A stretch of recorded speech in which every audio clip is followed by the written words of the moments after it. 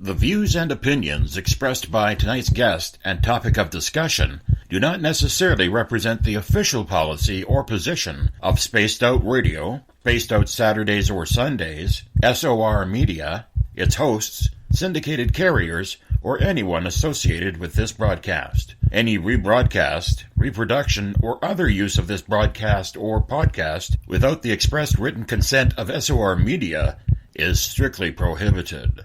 Listener discretion is advised.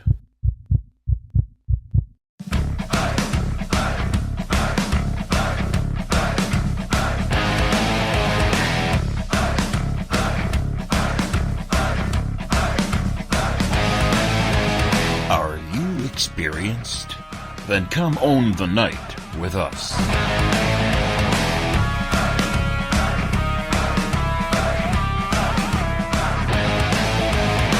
Little brother has taken control, shoveling dirt in every hole. Predators to condemn your soul, watching you and watching me. We're all stationed atop the mountains of British Columbia, live from SOR headquarters. This is Spaced Out Radio with host Dave Scott. We live behind glass curtains and act like nothing's wrong. Soon you will belong. You can follow us on our website, spacedoutradio.com, and on Spaced Out Radio on iTunes. You can follow Dave on Twitter at Spaced Out Radio, and on Instagram at Dave Scott SOR, on Facebook at Spaced Out Radio Show, and on our YouTube channel, Spaced Out Radio. Brother wants to make headlines, be immortalized. Everyone's got an electric eye with the digital spies. They've watched you for so long. I know you're out there somewhere watching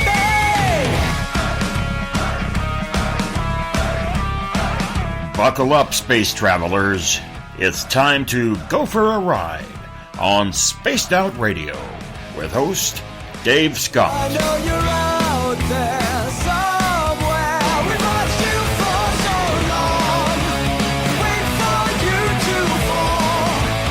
We'll expose you all. I know you're out there somewhere watching me. Little brother wants to make headlines, be immortalized. It's Monday, March 5th, Tuesday, March 6th, if you're on the East Coast or across the pond. And this is Spaced Out Radio.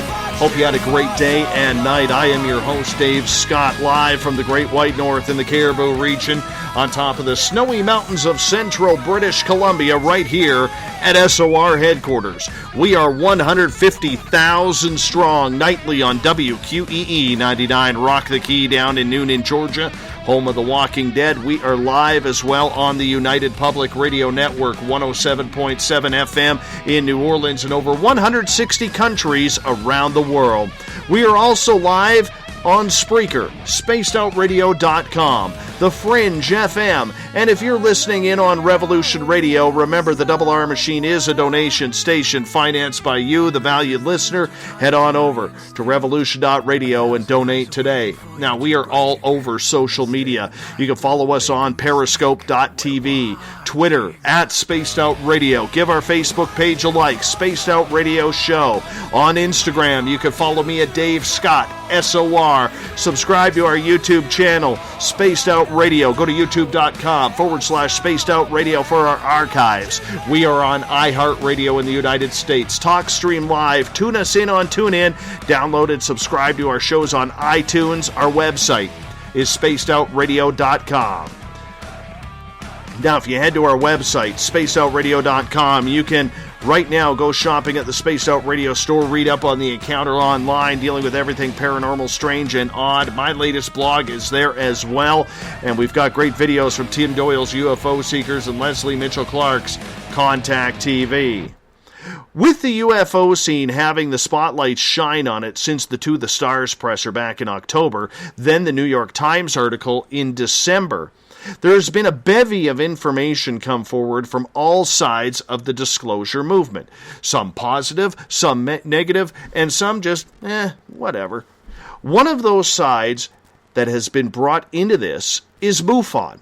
The Mutual UFO Network is a collection of investigators around North America who collect data from those who are having experiences. However, MUFON's name has been taking a hit recently because when you look back to 2007 through 2010, it's alleged that they sold documentation to Robert Bigelow, the billionaire UFO investigator, coming on the heels of Bigelow receiving a big chunk of the $22 million from the U.S. government through Harry Reid. Many investigators quit after not agreeing with this move by MUFON, which went against their code of conduct. One of those investigators was our guest tonight, Alex Mistretta. So we're going to get an inside look at MUFON, and we appreciate Alex taking the time. Alex will be with us for the first 2 hours of the show. Then in hour 3, it's me and you guys out in the listening realm. So, Alex, thank you so much for coming on Spaced Out Radio tonight. Very much appreciate you taking the time. Well, thank you, Dave. I really appreciate getting invited. I'm excited to talk. Well, we're excited too because, Alex, I got to tell you right now, since that To the Stars campaign came out, there was a bevy of people out there, a plethora of people, shall we say, who came out and were like, this is it. We got disclosure. This is happening. I'm pumped up. I'm ready to go. UFOs 24/7. Here we go. See, people, I am not crazy. And then there were those like us who said, well, hold on a second here, people. Let's reel in the reins a little bit. Yes, this is exciting times for our field, but there's a lot of information that needs to be sorted out. Which side did you sit on when the New York Times article came out? Well, pretty much the second group. I mean, part of me obviously was excited because it was out there, and anytime the subject gets out there to the rest of the world, the non-UFO people, good things happen. You know, it gets the subject out in the media and the press, and, you know, we can benefit. And yeah, there's always a part of you that's like, see, I'm not crazy. On the other hand, I never thought this was disclosure. I thought everybody was getting a little too excited. Initially, I did defend Tom DeLonge. I thought he meant well, and the whole thing was a positive step. And I didn't really see, that the negativity coming, like how some of the videos were faked, and I'm still, kind of confused exactly what the game plan was. Whether I don't know if DeLonge was on it or not.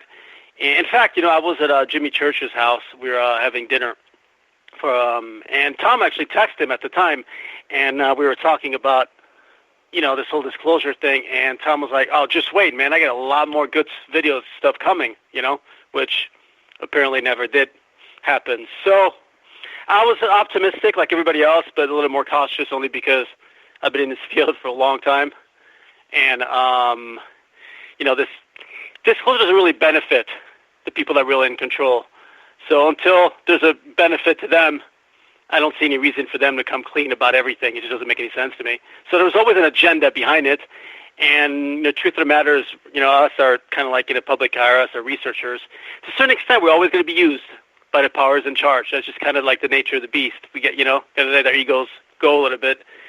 And that's why we can't get too excited, get too down, and just, move on. We're going to get more into that later on in the show, but first I want to learn about you. What made you decide that you wanted to investigate UFOs? When I was 10 years old, I had a sighting. I grew up in California, right here in Los Angeles. I had a close-up sighting above my pool as a kid with my mom and one of her friends. And I was already interested in the subject, but, from then on, I was pretty much hooked. And I decided that's what I wanted to do for the rest of my life. I went to college and I majored in anthropology and psychology. Anthropology was mostly for some of my other endeavors. I do a lot of work in cryptozoology, but psychology was partly because of the UFO phenomena. I understood pretty early on that if you don't understand people and the link between us, the observer, and the phenomena, you're not really going to understand the UFO phenomena completely. And first thing I did, after I got out of college, I went to college at the University of Illinois at Chicago. I came back to Los Angeles, and I joined MUFON, which was always kind of the plan. I was a little naive at the time. I thought I was going to make some money in this field and people investigate a little more than I have throughout the years. But, that's what it is. So when you joined MUFON, why was this an important move for you at the time? Well, because, I was going to get to research UFOs and didn't have, I'm going to get cases sent to me. I wasn't going to have to pay for it. I thought, hey, this is great. This is going to grow into something bigger, and ultimately we can kind of make a career out of this. And so, it was a little, I was a little naive. I honestly thought that I could parlay this into a little more. I mean, I have a book on all that, so I've made, a little bit of money doing this, and I'm fortunate that I'm able to spend a lot of time doing research. But yeah, my main goal was that I wanted to do this full time. And I thought MUFON at the time was kind of like my pathway to, to UFO heaven. And I love doing it. What attracted you to MUFON, though? It was basically the only organization I was kind of like that seemed like that had their, their stuff together back then. And, they're big, and they had a chapter in Los Angeles, which wasn't that far from where I lived. So I figured, hey, I'm going to go check it out, Obviously, I'd heard of them, from the literature and stuff. So, and in fact, I remember approaching them when I first joined, asking if I could become investigator, and they completely ignored me. And that's how I got started. So you have this experience as a kid, and it leads you on a lifetime path to try and figure out what they were. In between this experience and then getting into MUFON, did you have any clue what UFOs were, or did you just let your imagination do the talking? Well, I mean, I read kind of all the classics from Valet to, Strieber, and even some of the stuff he made up later on. But so I had a pretty good. I was well read. I knew the phenomena pretty well. Obviously, this was sort of like before the internet really got popular, so it was, you had to read. This was the only way to really get familiar with this. I'd done some like ghost investigation as a kid, and later on, but never like a bona fide UFO investigation until I joined MUFON. But yeah, I mean, I was pretty knowledgeable, I guess. And when you started with MUFON, was it an exciting time? How did that process begin for you? Oh, yeah, no, it was great. I met, there's a gentleman named Bill Casey, which, before me, he was the director of investigations for MUFON LA. He was a incredibly nice guy, good investigator, and I think I was his only investigator at the time. So I got a lot of work under him, and I still remember in the early days, all we did was everything. We actually wrote papers, it was before MUFON had a database. So I would go on a case, and, I'd come back, and I'd do all my drawings and all, on the paper and stuff. And it was kind of like college in a sense, I wrote a lot of papers in college. So it was a pretty familiar place for me to be. And I don't remember who else was in charge of MUFON back in those early days, but Bill was really great. Now, when you started with MUFON, did they immediately start putting you on cases, or how does that work for those of us who don't know? Oh, yeah, now you had to get certified, for lack of a better word. They give you this big manual, the MUFON, this big manual, and you have to go to kind of a class, which usually it takes a day. I think Ruben Uriarty was one of the teachers there. Ruben's an excellent investigator, one of the guys I really have a lot of respect for. And you take a test at the end, so you got to know, your basic astronomy, and you have to know what's a plane, what's a helicopter. It's not hard or anything, to be honest, but at least it's something. And how many cases were you dealing with, let's say, on a monthly basis? It varied widely. Like, I had some months where I really only had 2 or 3 cases, but by the end of my tenure, I think I was getting like 30 cases a month. I mean, I think it was one year I might have actually investigated 300. Now, most of those, turned out to be nothing, but, Los Angeles is a little bit of a hotbed, and as you know, this phenomenon tends to happen in numbers, for you get a lot for a while, and you get nothing for another month.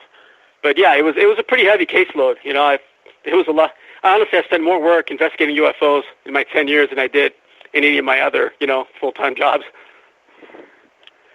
So when you would go into a case, take us through the paperwork and everything that you would go through, because for a lot of us on this side, we know how to fill out that paperwork, but what exactly were you seeing? Well, first thing obviously, you get in touch with the individual and you make a phone call, and to be honest, most of MUFON cases happen over the phone. Most people only make phone calls and then they close out their case. I don't like to do that. I like to go visit with the individual. I like to kind of profile the individual. So, first step usually, I set up an interview, and there's usually I like to have two interviews at two different places if you can. I like to have an interview at the person's house because you can kind of see the books he's reading. If he's reading a lot of UFO books, or if he's got DVDs, what his interests are, what his cultural background is, because that plays into his interpretation of what he's seeing of the phenomena, or if he's making stuff up. The other thing I always like to do is I like to try to meet someone at the location where they had the sighting at the time they had the sighting, because you'd be amazed how many times you could actually determine right away, oh, well, this is the time the blimp, goes over Dodger Stadium or whatever, and you can identify what the person was seeing. You'll find that, 70% of individuals will just don't really know what they're looking at. They're not dishonest. It's just, they're making a mistake. And you don't know that until you actually show up, on the terrain and conduct the interview right there and then. So, you conduct that, and usually the way I would do it is I'd come back and I would list every possibility of what, let's say they saw an object at night, light go up and down, everything that it could be. Could it be the autokinetic response? Why could it be that? Why couldn't it be? Could it be a plane? Why could it be a plane? Why couldn't it be a plane? I would go through all these lists until, and from then I'd be able to sort of more or less either deduce what it was, or if it didn't fit any of the categories, that I would know that I have something anomalous. Now, obviously, that's just in regards to just, single sightings. Obviously, it gets a little more complicated when you have multiple witnesses, or you're talking abduction cases. Then you have a lot of repeated interviews. And like I said, in the early days, I was just kind of I would treat it as a paper. I'd write up my paper at home with all the I had drawings, I had the drawings in there, labeled everything. So that was I did that for about a year until Bill retired and asked me to take over for him. So out of all the cases that you would see a month, let's say 20 cases, how many of those how many of those 20 would actually be something anomalous that you couldn't explain? I said it's about 5 out of 20 I could not explain. And, part of those, or you have to assume maybe 2 or 3 of those are probably because you don't have enough data to explain it. But, let's say you can have 2, definitely can have 2 a month where for sure there's something anomalous going on. So there was action there that you were getting. And what happened to that information when you did your report? Well, that's a good question. It's always kind of been my question, too. I guess, it gets sent to MUFON, and then it more or less disappears, which was kind of my issue. Because later on, they switched to the database where you fill out everything electronically. And I don't know how many times I've asked, where does that info go? What do we do with it? And, everybody's like, I don't know. It's just kind of I think it just gets cataloged pretty much. Did that disturb you, that you do all this work and then it just kind of goes into the fray? Yeah, because, and as we'll get further in this conversation, you'll see that that's a big part of why I quit later on. Yeah, it does, because to me, I didn't get in this field, as entertainment or to just have everything cataloged and put away. I got here because I actually want answers. And I kind of felt that not everybody was in it for answers. They, MUFON seemed to really like to get their numbers up and get as many cases as possible, and hey, we had 1,000 cases this year, and catalog it all, and then what? And then nothing. So, yeah, that sort of bugged me in that sense. Yeah, absolutely. So what was supposed to be the purpose of MUFON once those reports were made? Because I know if I'm filling it out, I want answers. I want something to do with this, because this experience has maybe traumatized me, or it's maybe affected me that I can't sleep at night. And I know people like that. Yeah. No, that's an excellent point. I remember talking to Steve Murillo about this one time, and I'm like, one thing we tend to forget here is the people involved in this and the people you go that trust you to call you to come to their house because they've had a sighting or they've had an abduction or something. It's a lot of times it's traumatic for them, and they deserve answers. You know, they put a lot of their trust in you, and I think we owe them to get more answers that we give them. And yeah, I mean, I guess I don't know what the ultimate answer. How do you solve that? But yeah, I mean, I agree with you. That was something that definitely, you know, bothered me a little bit because it became about numbers, not about people. And sometimes we forget that real individuals are involved with this, and sometimes, you know, it's very traumatic for them.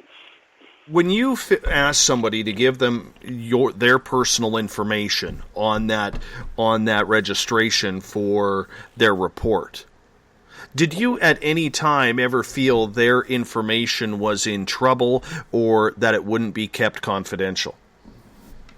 No, not so much. Because I mean, but first of all, I always ask him first of all if I could use their real names or not, and 99% of the time you have to kind of make up names. I thought MUFON was so understaffed and they're getting so many sightings that those things are never going to see the light of day.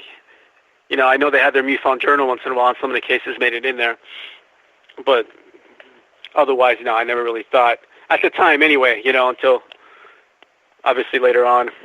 We know it happened, but yeah, I never really thought that in the beginning. I just thought they didn't really, seem to care about solving the phenomena as much as, perhaps I did and others did.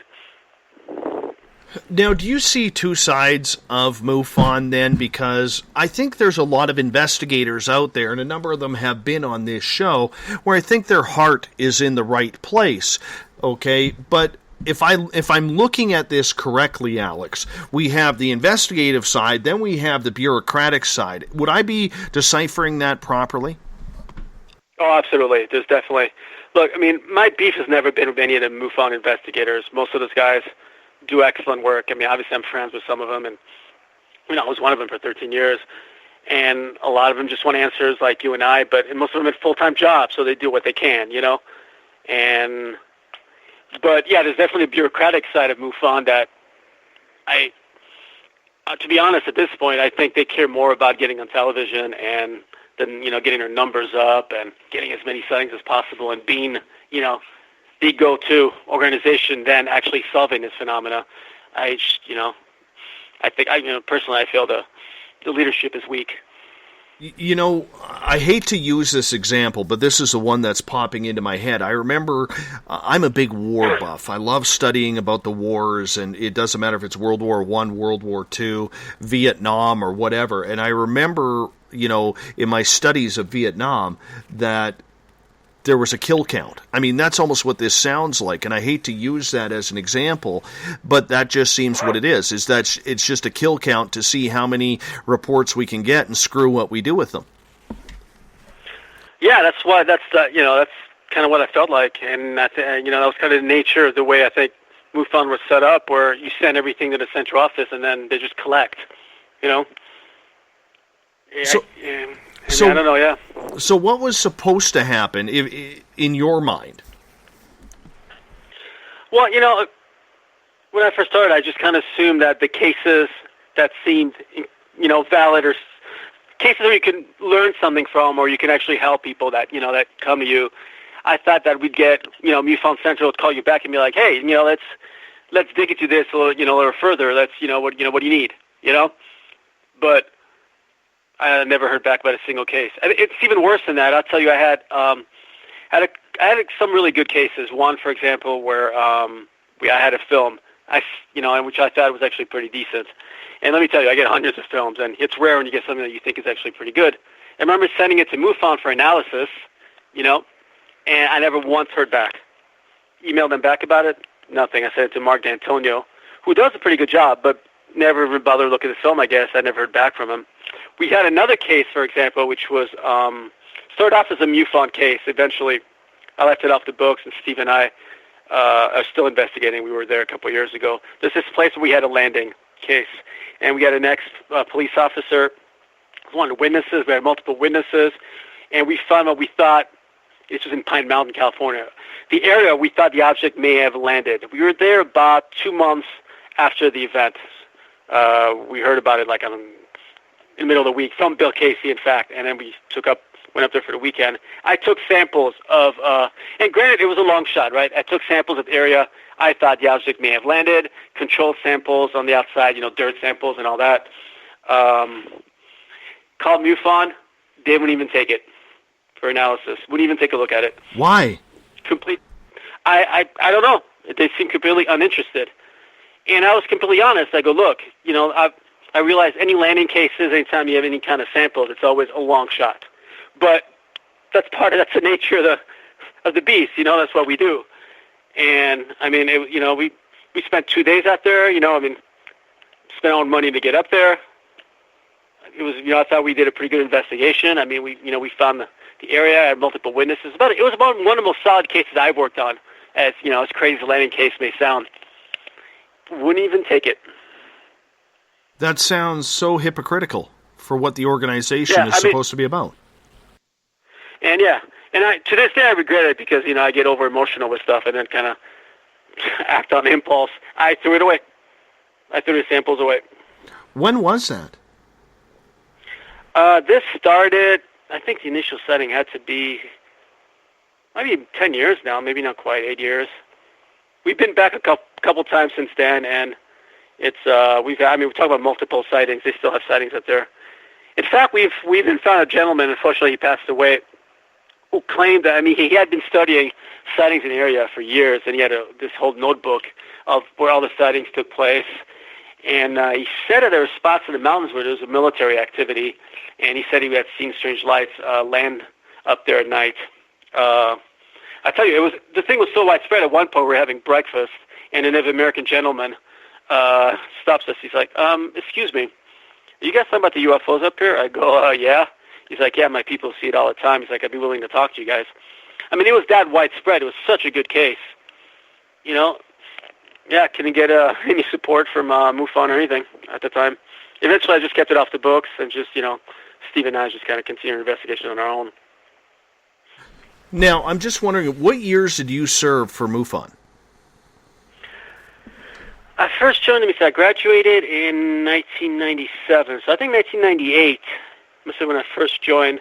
And I think I became the director of investigations probably by 2000, I would say. And until MUFON LA was disbanded, 4 or 5 years ago, I held that job.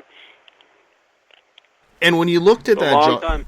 That is a long time to put your heart and soul into the investigation and into what you're doing. You believe in what you're doing, Alex. What did that feel like to you to have your own organization question your ability after all those years and say, "Nah, we don't want this case. Never mind. Don't worry about it"? Oh, man, I was pissed, to be putting, and no, I was mad, and I'm still mad, to be honest with you, because between that and I joined, at the time I joined Star Team towards the end, and everything started falling apart, and it seemed like, to me, the UFO phenomenon is the most important subject facing the human race today. I can't imagine a subject that impacts the world more than that would or does. And this, and I haven't given that much time to it, at least with MUFON, and see that they cared more about, publicity or PR than actually investigating. Yeah, I'm still upset and still bitter, if I'm going to be honest. So if you're still bitter, are you doing this? Are you speaking out? I don't want to say you're speaking out against MUFON because you're doing this as an interview tonight. It's not something you do on a regular basis. But do you warn people who say, well, why don't you come back in? Or why did you quit? Are you very open about that? Yeah, I've always been, I decided when, after I wrote my book and after I was become investigator, after I did a couple of TV shows and radio shows, I said whatever I do, I'm going to be 100% honest all the time, even if it, sometimes I can be a little bit of a jerk about it. But yeah, so I'm 100% honest. I don't go out of my way, necessarily to talk about it. I mean, occasionally I do, I'll be watching the Lakers lose and I'll get really pissed off and I'll take it out on MUFON. But yeah, I'm open about anything. That was part of the deal I made with myself. I'm always going to be 100% honest with the way I feel and with any of my investigations. There's just too much bullcrap in this field, too many con men, not to be honest all the time, even if a lot of people don't want to hear it. What's it like then to be an outsider now looking into MUFON, knowing everything that has come out with the To the Stars Academy, the New York Times article, Robert Bigelow, and here you were involved during the height of all of this? Yeah, it's confusing in some ways. I still don't really understand what MUFON stands in all this. The biggest, honestly, it's more disappointing than anything, because the problem with with the thing with Tom DeLonge and the Stars and I forgot what are they called? Something in the Stars. The To the Stars. The To the Stars Academy. Yeah, it's an academy. Yeah, and MUFON and all that. That's the negative stuff. Is the stuff that makes it out to the media generally. And I've always felt that if we're ever going to get answers to the UFO phenomena, it has to come from an outside source. The UFO community, we haven't proven that we're good enough and have enough funding to actually solve a whole lot of these mysteries, So I always felt that this stuff needs to get out to the world at large to help us out, especially in terms of getting money, funding or whatever, and having more of an interest. And when all they see is this like negative stuff, when they see, the fake videos and, MUFON promoting hoaxes or, John Ventre making racist comments, last year, it kills us. It really hurts the field. And, you'd be amazed how people have befriended me because, I'm not all love and light and, and all that. But truth is, is what it is. So to me, it's incredibly detrimental to the field. And that's what really upsets me. I love this stuff, and I believe in it. One of the things that I noticed with a lot of the people involved with MUFON now is they're quick to lay down the hammer, let's say, on other sites, whether it's UFO Seekers, whether it's Secure Team 10, Open Minds, or Third Phase of the Moon, or whatever that site may be that looks out for UFOs. Yet I've found a lot of these same investigators who are willing to, put down the competition are very, very, I don't want to use the word unintellectual, but they're very, very close-minded to their own group's history and what it could be doing now. Do you find that concerning? Oh, absolutely. Because once you start only believing your own information and don't take into account information coming from elsewhere, you become a closed system. And once you have a closed system, that's where fallacies and lies and deceit, it becomes a lot easier to propagate. So it doesn't become about the truth anymore. It just becomes about what you believe and what your few, club members believe and want to get out there. And that's dangerous. That's like cult mentality, right? At that point.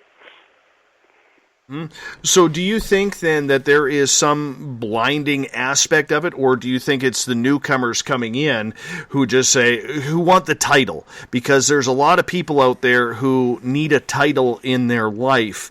It's almost like, the guy or the woman who has been, working for the man all this time and then gets on a strata council or something, and all of a sudden they have power and they go overboard with it. Is that kind of what you're feeling with today's MUFON, or are they good people just not in the know because they are just not interested in learning the history that could darken their relationship with the company, I guess we could call it? Yeah, I think it's both. I think the people at the top, a lot of part is just ego. They want to be the go-to people, and it's not about the truth anymore. And yeah, certainly I think a lot of maybe, let's say some of the MUFON investigators that, they don't really know, they haven't had time to check into the history and all that, and, and so I think it's, both models are in play. But I think at the top, to be honest, I think it's partly laziness, partly just, being slight cowards maybe, but someone, be a little more brutal, but a lot of it, I think it's just ego. It's more important to them to be the go-to people than actually investigate and and be in, an open system where everybody chips in and everybody gets it, answers together. Have you had a lot of, newer people in MUFON come up to you that you have met and say, why did you ever quit? Has anybody ever investigated, let's say they're in the system for the last 5 years or less. Yeah. Has anybody from MUFON in the last 5 years or less that they've been involved come up to you and say, hey, I want to learn more about the history here because something isn't sitting right? Or maybe, Alex, why did you quit? I'm just curious. No, no one's ever asked me. I mean, even like when I did quit, and I sent an email out to Jen Harzan, everybody involved in terms of what was going on with MUFON LA at the time, and why I was quitting, and not a single response. Nothing. Well, there was a number of you who quit almost around the same time. There was yourself, there was Chase Klotsky, there was James Carrion, who quit. Were you were you quitting on the bandwagon, or were you talking to these other people who were high up in MUFON, who were giving up on the process as well? Were you talking to them at the time? No, actually, me quitting was completely independent of that. At the time, Georgiana Cifarelli was MUFON state director, and if I want to be blunt, she was probably the meanest person I've ever met. In 10 years, I never met her. She never interfered with us, and MUFON was on a number system where the number of cases you investigated, the number of cases you closed, it was all ranked. For about 10 years there, we were pretty much, Southern California, MUFON LA was number one. We closed the most amount of cases. We're always on top. That last year we slipped a little bit, mostly because I was getting way behind on my caseload. I mean, I remember like 1 month I had like 40 cases. I just couldn't keep up. So I found 3 new investigators that I was training, and so we were at that time we were a little bit behind. And then Georgie got really upset about it. In fact, she went in the database and removed my name from some of the cases I had completed. I was in the process of investigating, and put her friend Cindy Costello's name there. They would close out cases that were not investigated, pretending that they had investigated them, just so they can get their numbers up. And she became really abusive to some of the people I was training. She told them not to train with me and to train with them. And yeah, I mean, at one point even asked me to close out cases I had investigated just to get the numbers up. She straight up asked me. I refused, obviously. And in the meantime, her and Steve Murillo, who was head of the MUFON LA chapter, started getting into it. And Steve and I complained to Jen Harzan and everybody involved in MUFON. And Jen's response was to fire Steve and not kind of like cover up the fact that, that they were making up cases and all that, and just to get the numbers up. And basically I quit. I quit initially just to back Steve up. Steve had my back for 10 years. If he goes, I go type of deal, So that was actually the actual reason where I quit. It had nothing to do with all the other stuff. Like the start team thing was, was a little disconcerting, but that wasn't a reason why I quit. It was basically just first of all, I didn't want to be dishonest about any cases whatsoever, and the fact that they were stealing my cases, and Jen completely, ignored it. And fired Steve of all people. I probably had done the best job of anybody. So that was the reason I quit. Well, how long was it afterwards that you started hearing more and more about what was going on politically behind the scenes? Well, I started hearing about it because when I never went on a single START team case. For those of you that aren't aware, START team was a rapid response program MUFON started, where some of us were selected that anytime there would be a major case or a cattle mutilation case, which is one of the things I signed up for, we'd be put on the plane and sent out immediately to investigate what was going on, which I thought was a fantastic idea. It was funded by Robert Bigelow. And I started knowing something was up, and we started hearing stories about how all our cases, everything was getting sent to Bigelow, and Bigelow essentially bought MUFON, and I never got sent a single case, which I thought was kind of disturbing because I certainly had the experience for it. and I'd signed up for the international deal, so I was willing to go anywhere at any point at any time, which I had that freedom. So I knew something wasn't quite right.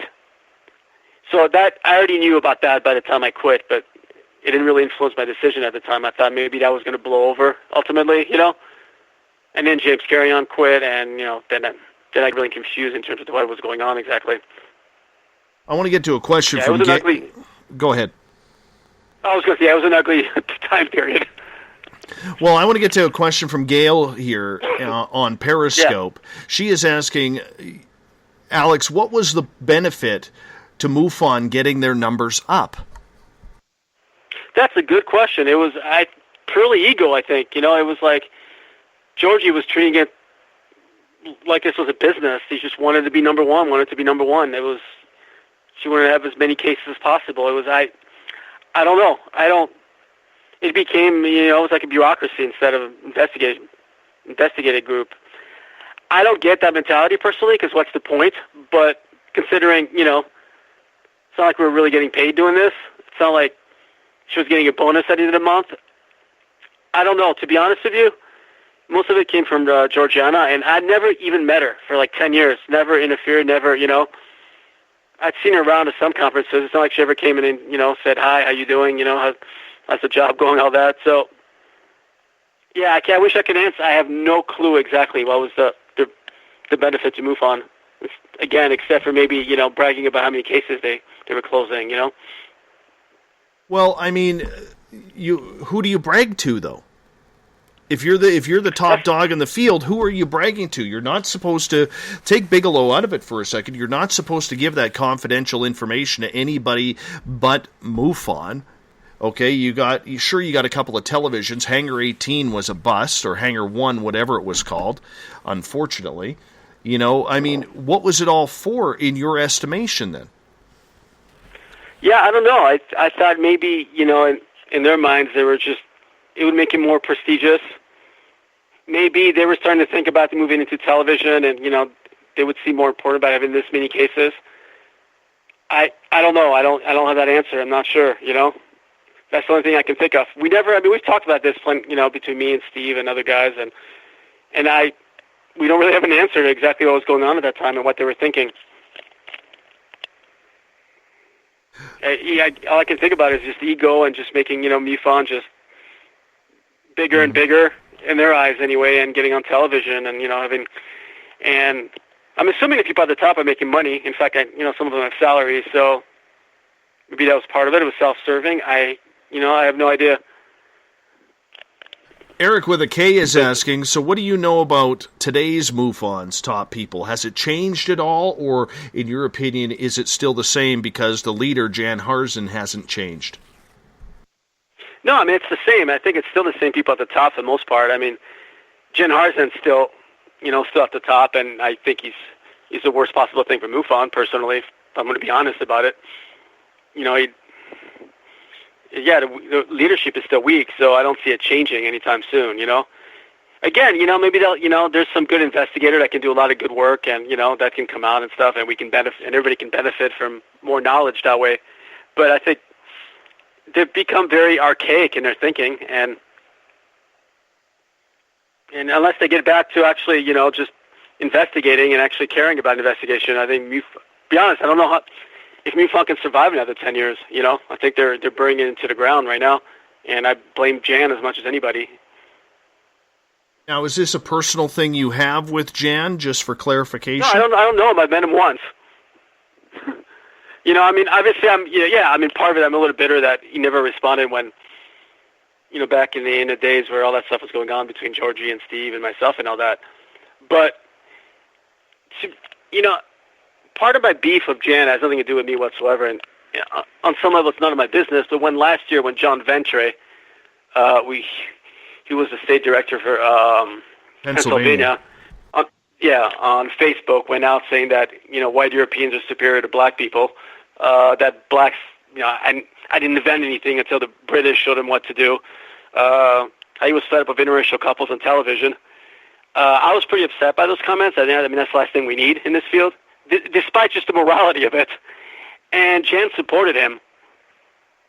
And Jem said, what's worse, the people that, the haters that complain about John, or what John said? Those are his quotes. He never fired Ventre. I know Ventre, resigned from his post, but he was still part of MUFON. And I'm still disgusted by that, to be honest with you, and I'm still pissed off about it. I just find it so wrong on so many levels, that it's that kind of, that kind of thinking, and that's what, I'm sorry, I'm getting a little, over emotional with it. It just pisses me off. It just, just straight up just pisses me off. And that's mostly one of the things I really have a problem with the upper-ups of MUFON. I think that was disgusting the way they handled it, and there's no excuse for that. I mean, there's no gray area there, Oh, I fully agree with you. John Ventre had been a guest on this show twice.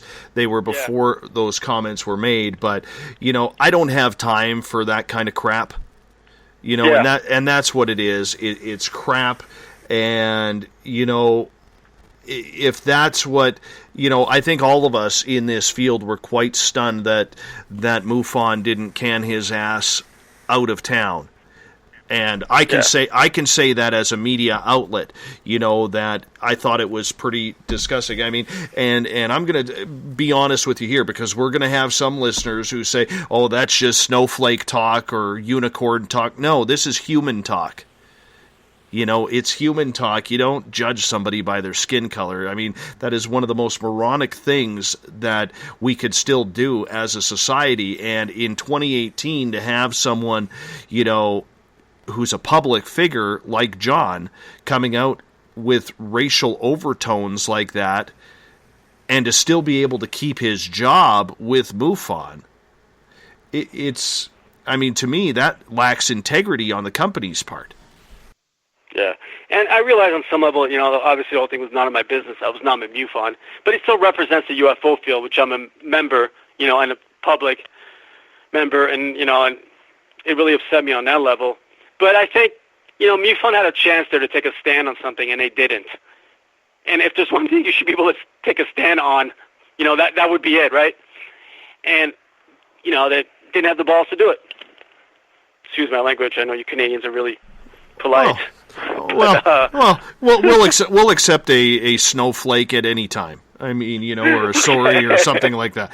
That's just the way we work. No, I'm teasing here for a second, but do you think it had anything to do with John's income that MUFON did not get rid of him? Because John is a very wealthy man, and for people who don't know, about 35 years ago, John and a good friend of his developed what we now know as the wood splitter. So when you go into a hardware store, do you go buy a wood splitter? Part of that goes to John Ventre. Yeah, 100%. I think that's part of it. Part of it, they're his buddies, and the other part is that, since he's been on a regular numerous TV shows, he's popular from MUFON, and that's more important to them than human decency, apparently. So where is MUFON getting their money from? If the investigations are free, they're not paying their field investigators, but they are paying for some travel. They're probably paying their board of directors a healthy lump sum. Yeah. Who sponsors them? Where do they get their money from? I have no idea, to be honest with you. I don't know. That's a good question. I'm not sure. I mean, it can't just be membership. No, membership's not that expensive, if I remember correctly. So, they make a good amount of money from, their conferences and the MUFON cruise thing they had last year. But I don't know if that's enough to cover all the fees. Yeah, I don't know. I don't know. I know their conferences are pretty expensive. I remember even when I was director of investigation, they wanted to charge me to go to the conference right here in Southern California. I snuck in, but if I'm going to be honest. But hold on. Yes, I know that they make good money with that stuff. But you're a MUFON member, and they don't allow you into your own conference for free. No, but even MUFON LA, Steve and I even had a table there, representing MUFON Los Angeles and everything, and they still want to they still wanted us to pay to get in, you know. Just based on principle, I refused and just kind of snuck into to see all the talks. But considering I spent, you know, my own money investigating all these years, you know, my gas all the time, and, you know, as I was saying before, and I tend to travel to all the investigations and all that, that I figured, hey, I'm sneaking in. Yeah, but, they owe you one. They owe you one. Yeah, you know what I'm saying? I mean, I know exactly where you're going with that.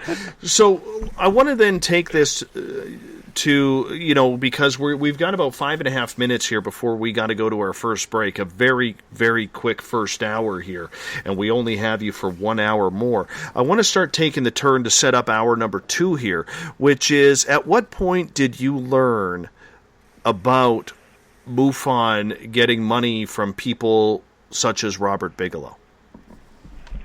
Around the time Star Team started. Now it was pretty open already that Bigelow was, you know, was funding the whole deal. And then, and I don't remember who I was talking to be honest with you, but someone informed me that, yeah, that all the cases are going straight to Bigelow. And so I don't even remember what year Star Team started, but it was literally like the first few months, you know, it was already kind of like knowledge, which shows you how fast the whole thing was going to implode, you know, thinking back now. But so I knew pretty early on, and, you know, at first I was like, well, okay, I'm not loving this, but let's see where this goes, you know. Maybe, you know, this will blow over, and, you know, once, you know, some people quit and people get mad and everything, things will get sorted out. And apparently it never did, but that was my thinking at the time anyway. So when it started going around then that Bigelow was taking cases that you guys had done, maybe not you in LA, yeah, but anywhere in the United States, let's say, for instance, was that a trigger for anybody saying, we got to be careful here, or was it just business as usual? No, there was a lot of talk around MUFON. A lot of people were like, wait, what the hell? You know, this isn't right. You know, some people didn't care, but, I mean, the biggest thing, too, is not just in terms of, like, our work getting sent to Bigelow, is like, you know, somebody in Santa Monica calls me about, they think they've had, you know, they've been abducted or whatever, they've had repeated sightings. You know, they put their trust in me. It's not, I shouldn't be selling the information to, you know, to a third party. That's just not right. I think that's what bothered a lot of people, you know, more so than just, you know, on a personal basis. So I mean, that's just wrong on so many levels. Now, my understanding of it all with MUFON was on their website, when you go and fill out that report originally, yeah, that your information, because they ask a lot of personal information. I was stunned how much personal information they are asking for. But yeah. But I was also under the understanding that the word confidentiality meant something. Not selling my interest to the highest bidder who happens to be part of black projects in the United States military. Yeah, you would think. But apparently that escaped. It's, you know, some guys are pretty happy to cash in the checks, some Bigelow, and, you know, as soon as they cash in the checks, I guess the morality of it didn't really matter anymore. As sad as that's what it sounds like, right? Well, can you talk and expand on that morality issue? Because obviously this is now going around the MUFON investigators. What was the attitude of your fellow investigators as you learned more and more that maybe some of your own reports were getting into potentially the government's hands? And you guys, being part of MUFON, are advertising yourselves as independent. Yeah. Yeah, you know, honestly, there wasn't that much talk about it yet because the whole thing was just starting. And like I said, we're, you know, compounding that. We're in the middle, you know, at MUFON LA with the whole Georgiana Cifarelli issue and all that stuff going on. So I didn't really have time, to really talk to some of the other guys about it. So at the time, I wasn't even sure the whole thing was true, to be honest with you, because it sounded like they can't possibly be doing that, you know. So it was still in that zone where it was still kind of like a rumor. Nothing was, you know, we didn't really know for sure if that was what was going on. You know, and most of us are probably a little bit naive about it. I'm like, there's no way they can't actually be doing this, you know?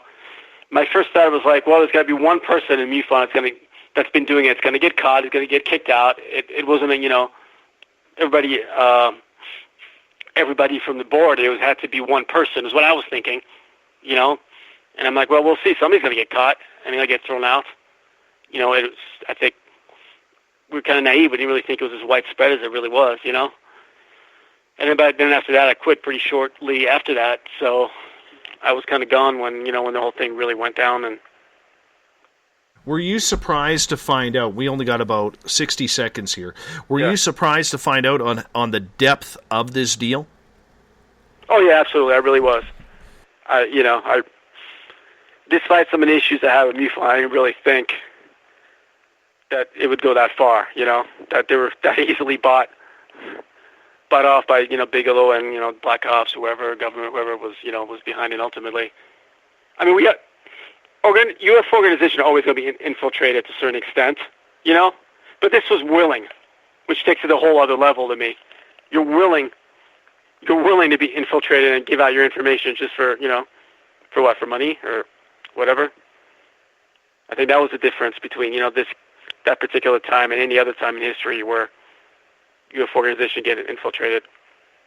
Alex, I have a ton more questions for you, but I'm going to get you to hold on right now as we're going to go to our first break of the night. Alex Mistretta is our guest tonight. We are looking inside MUFON, as Alex is a former MUFON LA investigator and director, and we're getting some real interesting stuff here in hour number 1. That was a fast hour. Hour number 2 with Alex, and then it's all of you and just me for hour number 3. We're going to go over some housekeeping and more UFO talk in hour number 3 as well. You're listening to Spaced Out Radio. I am your host, Dave Scott. We'll be back right after this.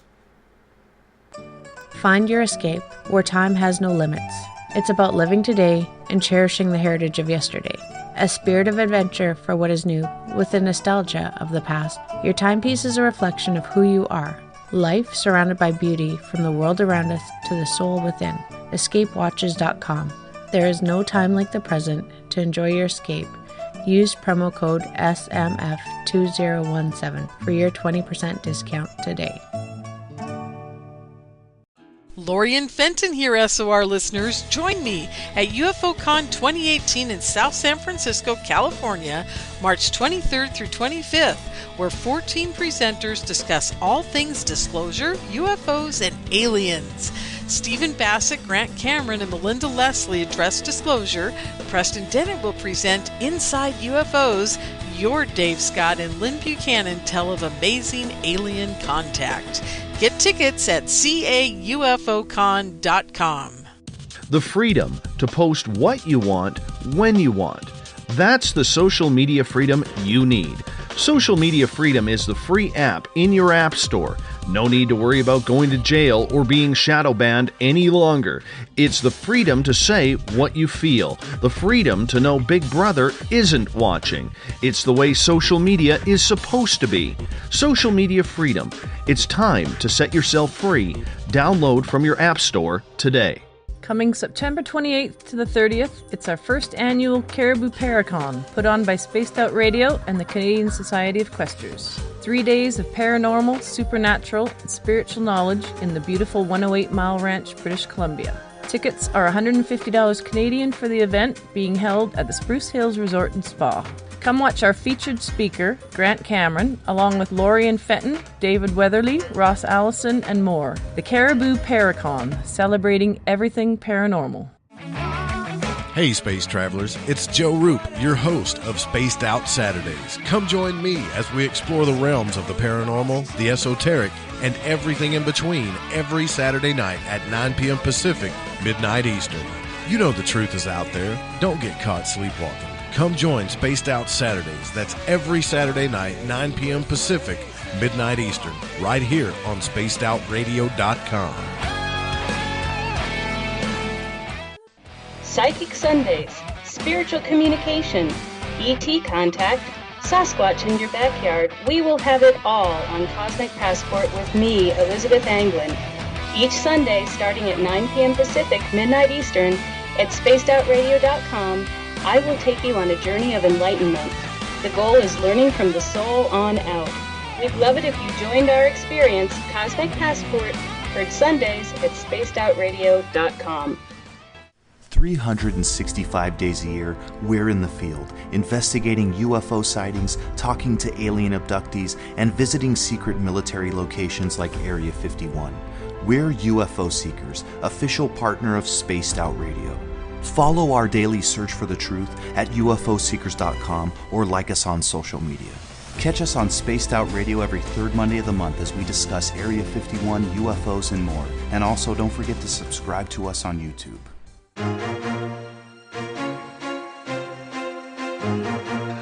From coast to coast to coast, Blacklight Uncharted is taking on the paranormal across Canada. From ghostly hauntings to the UFOs flying above in conjunction with MUFON Canada, we're closely investigating what's going on in the northern skies and checking out the apparitions that walk among us. Check out our videos right here at spacedoutradio.com. We want to know your thoughts, we want to hear your experiences, and we want you to share your stories. The answers are out there, and we intend to find them. It's paranormal news at its finest. Welcome to The Encounter. At spacedoutradio.com, The Encounter online is SOR's trusted news source for everything weird and strange going on around the world. This is news editor Eric Markham. Our team of journalists are scouring the planet for those strange stories that rarely make the mainstream. No fear-mongering or fake news here. Head over to spacedoutradio.com and encounter The Encounter. Want to learn more about aliens, cover-ups, conspiracies, cryptids, and the paranormal? All you have to do is tune in S4 as we take over Spaced Out Radio Night, starting at midnight Pacific, 3 a.m. Eastern, each and every Saturday night, right after Spaced Out Saturdays. Hi there, this is Eric Cooper from Forest Moon Paranormal. Join me, Corey Ruiz, and friends as we discuss the hot topics of the night. It's fun, entertaining, and as dark as the night. Find us at spacedoutradio.com. Are you interested in advertising on Spaced Out Radio? Head to our website at spacedoutradio.com and click on our advertising tab. There, you will find an assortment of ways you can get your product out there with us, from radio commercials to banners and social media. Have a product you like our hosts to endorse? We can do that too. Visit spacedoutradio.com for more details.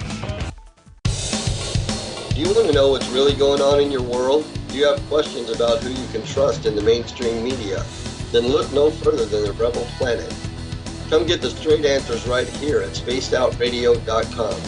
Join me, Jamie Sexton, creator of Rebel Planet News, as I fill you in on the stories behind the stories.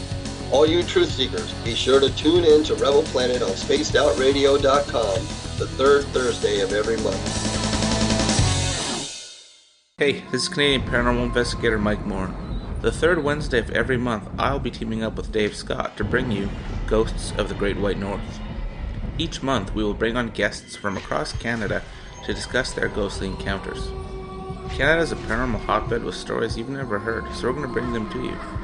So get comfy on your Chesterfield, grab a donut, and join us, eh?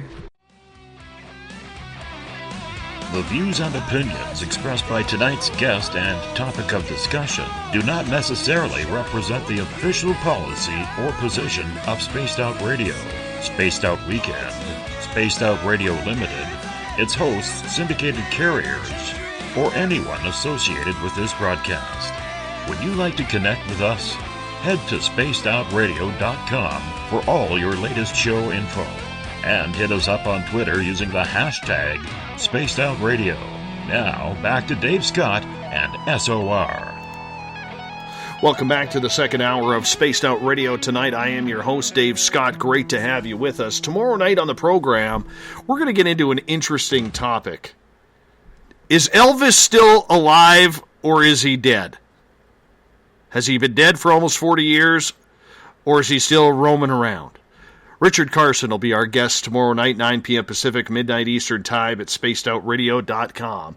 We want to welcome in everyone listening in on WQEE 99 Rock the Key down in Noonan, Georgia, home of The Walking Dead. We are live as well on the United Public Radio Network, 107.7 FM in New Orleans and over 160 countries around the world. We are also live on The Fringe FM, and if you're listening in on Revolution Radio, remember the Double R Machine is a donation station financed by you, the valued listener. Head on over to revolution.radio and donate today. Bill Cardwell has set the password for tonight in the SOR Space Travelers Club. Acer Saccharum. Acer Saccharum is your password. Make sure you use it wisely, Space Travelers, as Bill sets the password each and every night right here on the mighty SOR. Now, if you want to follow us on social media, we are live on periscope.tv. We are also on Twitter at Spaced Out Radio. Use the hashtag Spaced Out Radio if you want to connect live with me during the show as well. Give our Facebook page a like, Spaced Out Radio Show. On Instagram, you can follow me at Dave Scott SOR. Subscribe to our YouTube channel. Go to youtube.com/Spaced Out Radio. That's where we store our archives. We are on iHeartRadio in the United States. TalkStream Live. Tune us in on TuneIn. Download and subscribe to our shows on iTunes. Our website is spacedoutradio.com, where we have a plethora of features for you, including joining the SOR Space Travelers Club for $5 a month. Rock out to some Bumblefoot. You can also shop at the Spaced Out Radio store, read up on the encounter online for all your paranormal news, or watch great videos from UFO Seekers, Contact TV, and so much more. Tonight we are taking an interesting look inside MUFON. What makes it tick? Are they worth sending an investigation to? Former MUFON LA director Alex Mistretta is with us, and it's been an intriguing hour number one. We're going into hour number two here with Alex. Welcome back. Thank you. Thank you again for having me on. What a pleasure. What a pleasure to have you on, Alex. Thank you so much on behalf of our audience for joining us, because this is a real learning experience for all of us to learn about it. Because MUFON, as we continue from where we were in hour number one, MUFON has really come out once again ever since this New York Times article came out, and we learned that Senator Harry Reid of Nevada had taken that $22 million, gave most of that UFO money to Robert Bigelow, and it just coincides with Bigelow buying into MUFON, buying up a bunch of other UFO websites, including ones here in Canada, and it just all seems to tie together. When you saw that article about Bigelow being involved and the money and that was coming out, what was your first thoughts from reading that New York Times article? Well, I wasn't that surprised, and my first thought was I went back to I put a post about this on Facebook a few weeks before, and I don't know if you guys remember, Robert Bigelow was on 60 Minutes, and he went and said aliens are here, they're on the planet, the whole deal. And I remember watching them like, why now? Why? What is this all about? Why is he on here? And then nobody responded to it, which I thought was really kind of bizarre. But so as soon as I saw the New York Times articles, I kind of saw that, well, this had been planned for a while now. That it was all kind of tied up together. And Bigelow's had this plan, and whoever else is with him have had this plan for a while. And that was my first thought. I just kind of went back to the 60 Minutes thing and go, no, that makes sense. It was obviously we're kind of on some level we're being played, but I was still optimistic that some good can kind of come out of it. Now, when you started learning more about Robert Bigelow, and obviously it ties into To the Stars, you can't have that many people from NIDS in one organization and not think that Bigelow is involved some way, somehow with this To the Stars Academy. Did you think, or did you wonder aloud, or even in your inner circles, what Bigelow and ufology have to do with each other?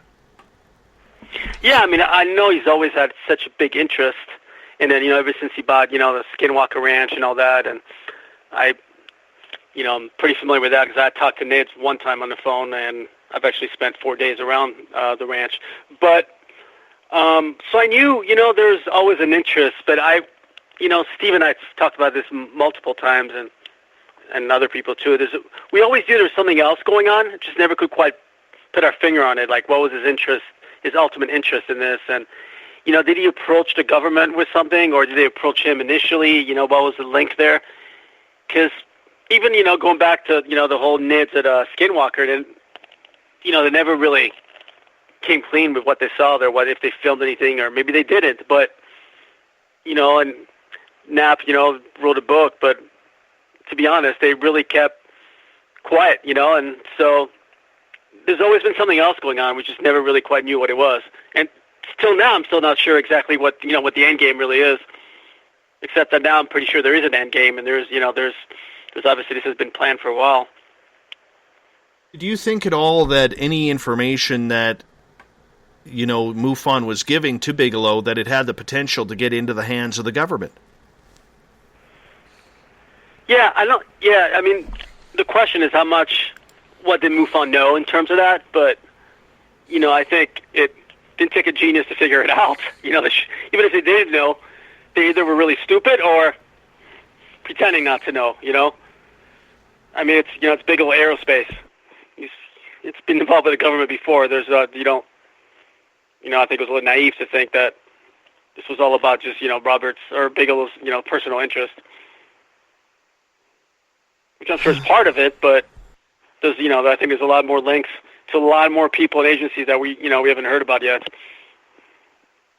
Do you think then that confidentiality agreement that the public signs off on, thinking that they are keeping that information private and confidential with MUFON, do you think that the public had any clue whatsoever, even after people like John Carpenter came out and said, yes, I was paid off by Robert Bigelow to give him my reports on my hypnotherapy sessions with people who say they've been abducted? No, I think 99.9% of, you know, individuals are not part of MUFON, aren't UFO investigator, had any idea whatsoever. Because it's like, there's a lot of talk, obviously, among us, and all, you know, but I don't think it was as widespread as some people think it was. For most part, people still have no idea. I mean, even if I mention it today, most people that come, you know, now I'm part of UPARS with Steve, people that come to the meetings to see speakers, and I still probably don't know the story at all. They have no idea this actually happened. Were you surprised that MUFON didn't have any lawsuits pending over this? Because yeah, I kind of did. I thought, to be honest, I thought the whole thing was at one point, I'm like, this is going to blow up in their face. You know, somebody's going to sue. It's going to get ugly. Yeah, no, but nothing happened. How do you think they were able to deflect that? Is it just the fact that the mainstream media, up until the New York Times article, really refused to cover anything on these topics? Do you think that was the saving grace? Yeah, absolutely. Yeah, I think it just never really got out. You know, and I mean, I don't know if they've had people behind the scenes making sure it doesn't get out. You know, I don't know. You know, those Bigelow people making sure it doesn't get out. I mean, obviously that's pure speculation. But I think, honestly, for the most part, people just didn't care. I mean, look, even after, you know, the whole hoopla with the Pentagon, UFOs, the videos, you know, the whole thing, the whole thing came out before all the controversy. I mean, it was like there was no response. Nobody even seemed to care. I think people these days just don't care. As you know, as crazy as that sounds. It is kind of sad. It is kind of sad that, you know, I mean, in one aspect, it's very cool because I think, you know, Pulitzer Prize winner Robert Blumenthal did a fantastic job in co-writing that article to get it to the mainstream public. I mean, we cannot deny the effectiveness and the validation that gave a lot of experiencers who have been railroaded by family, friends, co-workers, you know, even their own personal physicians and psychiatrists, you know, with that article coming out and saying, I was right. This is what I've been telling you the entire time. So there was a lot of merit to it. However, when you look at the other side, you have to wonder if there was some sort of game plan, you know, to try and cover things up a little bit more. You know, if this was just part of the whole cover-up by presenting this type of information. Because I don't think the To the Stars Academy expected so much of this to come out against the field of ufology. No, I don't. I think Academy of Stars had no idea. I think on some level they were played, you know, and I still maintain that some of them probably meant well, but you know, you're dealing with the people that are really in charge, the people behind it, you know, that know what's really going on. They're playing three-dimensional chess with us, so we're still playing checkers, you know.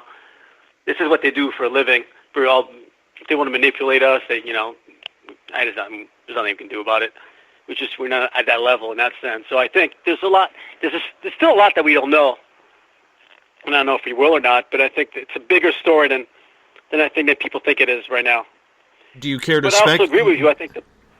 Sorry, do you care to speculate on what you mean by this is a bigger story than what people know? Yeah, I don't really have answers yet, but I think that there's still groups involved in this that you kind of put this into motion that haven't really come forward yet, you know, or we haven't really heard about. I think there's going to be a lot more stuff coming out ultimately, and I don't know where it's going to go. I don't know where it's going to lead, if I'm going to be honest. I don't have a theory, but I think it's not just a story of Robert Bigelow and, you know, and Reed and DeLonge and, you know, and fake videos and Bigelow getting money. I think there's more players behind all this, and I'm not sure what the agenda is at the moment, you know, but I think we're far from done with this story. Gail is asked... You know, go ahead, sorry. Yeah. Oh, no, I was just going to say, you know, ultimately, to a certain extent, we're more or less powerless to, you know, we're not going to fight the government. It's just, you know, I know sometimes we think as UFO investigator we're making, I think, a bigger impact than we really are, you know. But I think but you're right, by focusing on the positive in terms of this validation for some people and getting this out in the public, I think there's still something there we can work with, you know, in terms of disclosure down the road. Not that I believe disclosure is ever going to happen personally, but I still think there's still some positives for us to take from this.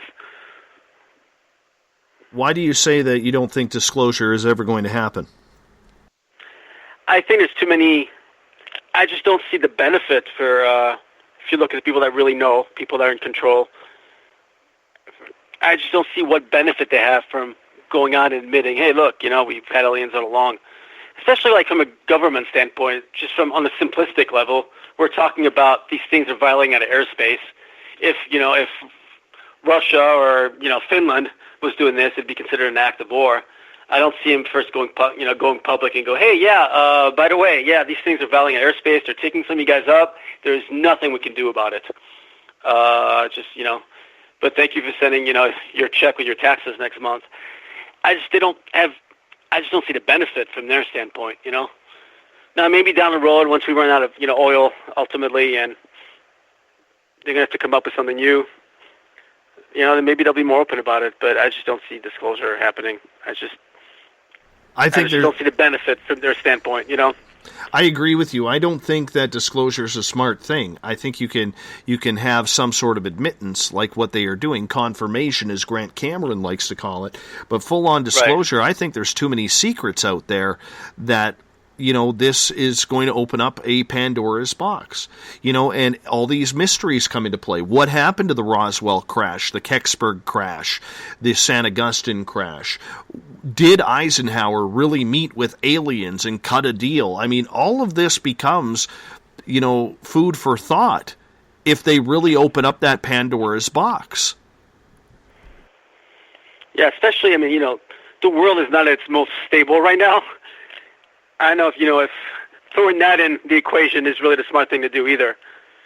You know, it's like, obviously on a selfish level, all of us in the field want disclosure. I'm dying to know what's going on. It's killing me, you know? But I think realistically, first of all, I don't think it might not be the right thing to do. And again, like I just said, I just don't, until there's a real benefit to the ones in charge, it's not going to happen. Because ultimately this is all about power and money, like everything else, you know? Well, this leads to Gail's question here on Periscope, and she is asking, from what you know about Robert Bigelow, do you think anyone has benefited with his money, or has he damaged anything in the field? No, I don't think he's, I mean, obviously, except for, selling people stories and all that, which, and him, obviously that hurts people on a personal level. But no, otherwise, I don't think he's really harmed the field necessarily. But first of all, we'd have to know exactly what he's up to. But we still got a little bit of information from what he was studying at Skinwalker, which was relevant. So far, I mean, I don't know. It seems to just be collecting information. So until he acts upon that, I don't know if there's a real answer to that question. It all depends, I guess, what his step 2 is, what he's going to do with all that information. That'll either harm or hurt the field. Well, I mean, he is trying to monopolize it, though, by buying all of these UFO sites. Yeah, no, I agree. That's bad. I mean, on a real simplistic level, that's just wrong. It's bad, and that would harm the field, yeah. I take back what I just said then. You're right. This leads to Michael's question here. Who can people trust, then, to give their information to? What are the best organizations out there instead of using MUFON? That's a good question. I don't know. I mean, I think there's a lot of individual, researchers that are trustworthy. I think that's the only, that's organization you never really know. The bigger it gets, the more possibility there is for stuff like this to happen. So it's on a case-to-case basis. I don't know if I really have an answer for that. And what we I know. Go ahead. Sorry. I know I'm honest and trustworthy. I know Steve Murillo's honest and trustworthy. I know Nick Redfern, for example, is honest. I know there's a lot of good researchers out there on an individual basis. They're really honest and trustworthy, but there's others that, there's many that aren't, obviously. How do we solve issues then when we know that Bigelow has been trying to monopolize this market? Like, how do we solve anything with the way the field is going now? I don't know. Believe me, I've had this conversation with many people, and how do we solve the problem that we're in right now? I don't know. I wish I had an answer. I think, I wish there was more of an effort from a lot of us, or kind of like, outside of MUFON, or like other, researchers that are in the public eye, to kind of get together and work a little more closely together and form more of a network. But then you still have the possibility of something going wrong like it did with MUFON. But I think it would take more cooperation between individuals in this field, and unfortunately, but we don't get much of that in this field. There's a lot of like an infighting, and a lot of people just pointing fingers and this guy's full of crap, this guy's full of crap, and I'm just as guilty as anybody of doing it. So until we solve those issues, but there's also the problem of a lot of people in the UFO field don't care. To them, it's as long as someone validates their belief system, or listens to their story and tells them what they want to hear, they're happy, and they're more than happy to kind of feed this beast, feed the system, and that's a problem. Until people realize that, sometimes you're gonna have to hear what you don't want to hear, or what you believe might not necessarily be true. Your belief system might not. It's okay if it's not validated. It's okay to be wrong. Until you're more concerned with getting out to the truth than your selfish needs or to be entertained, or until that stops, and these conferences kind of feeds that too. It's not going to change. And I don't want to.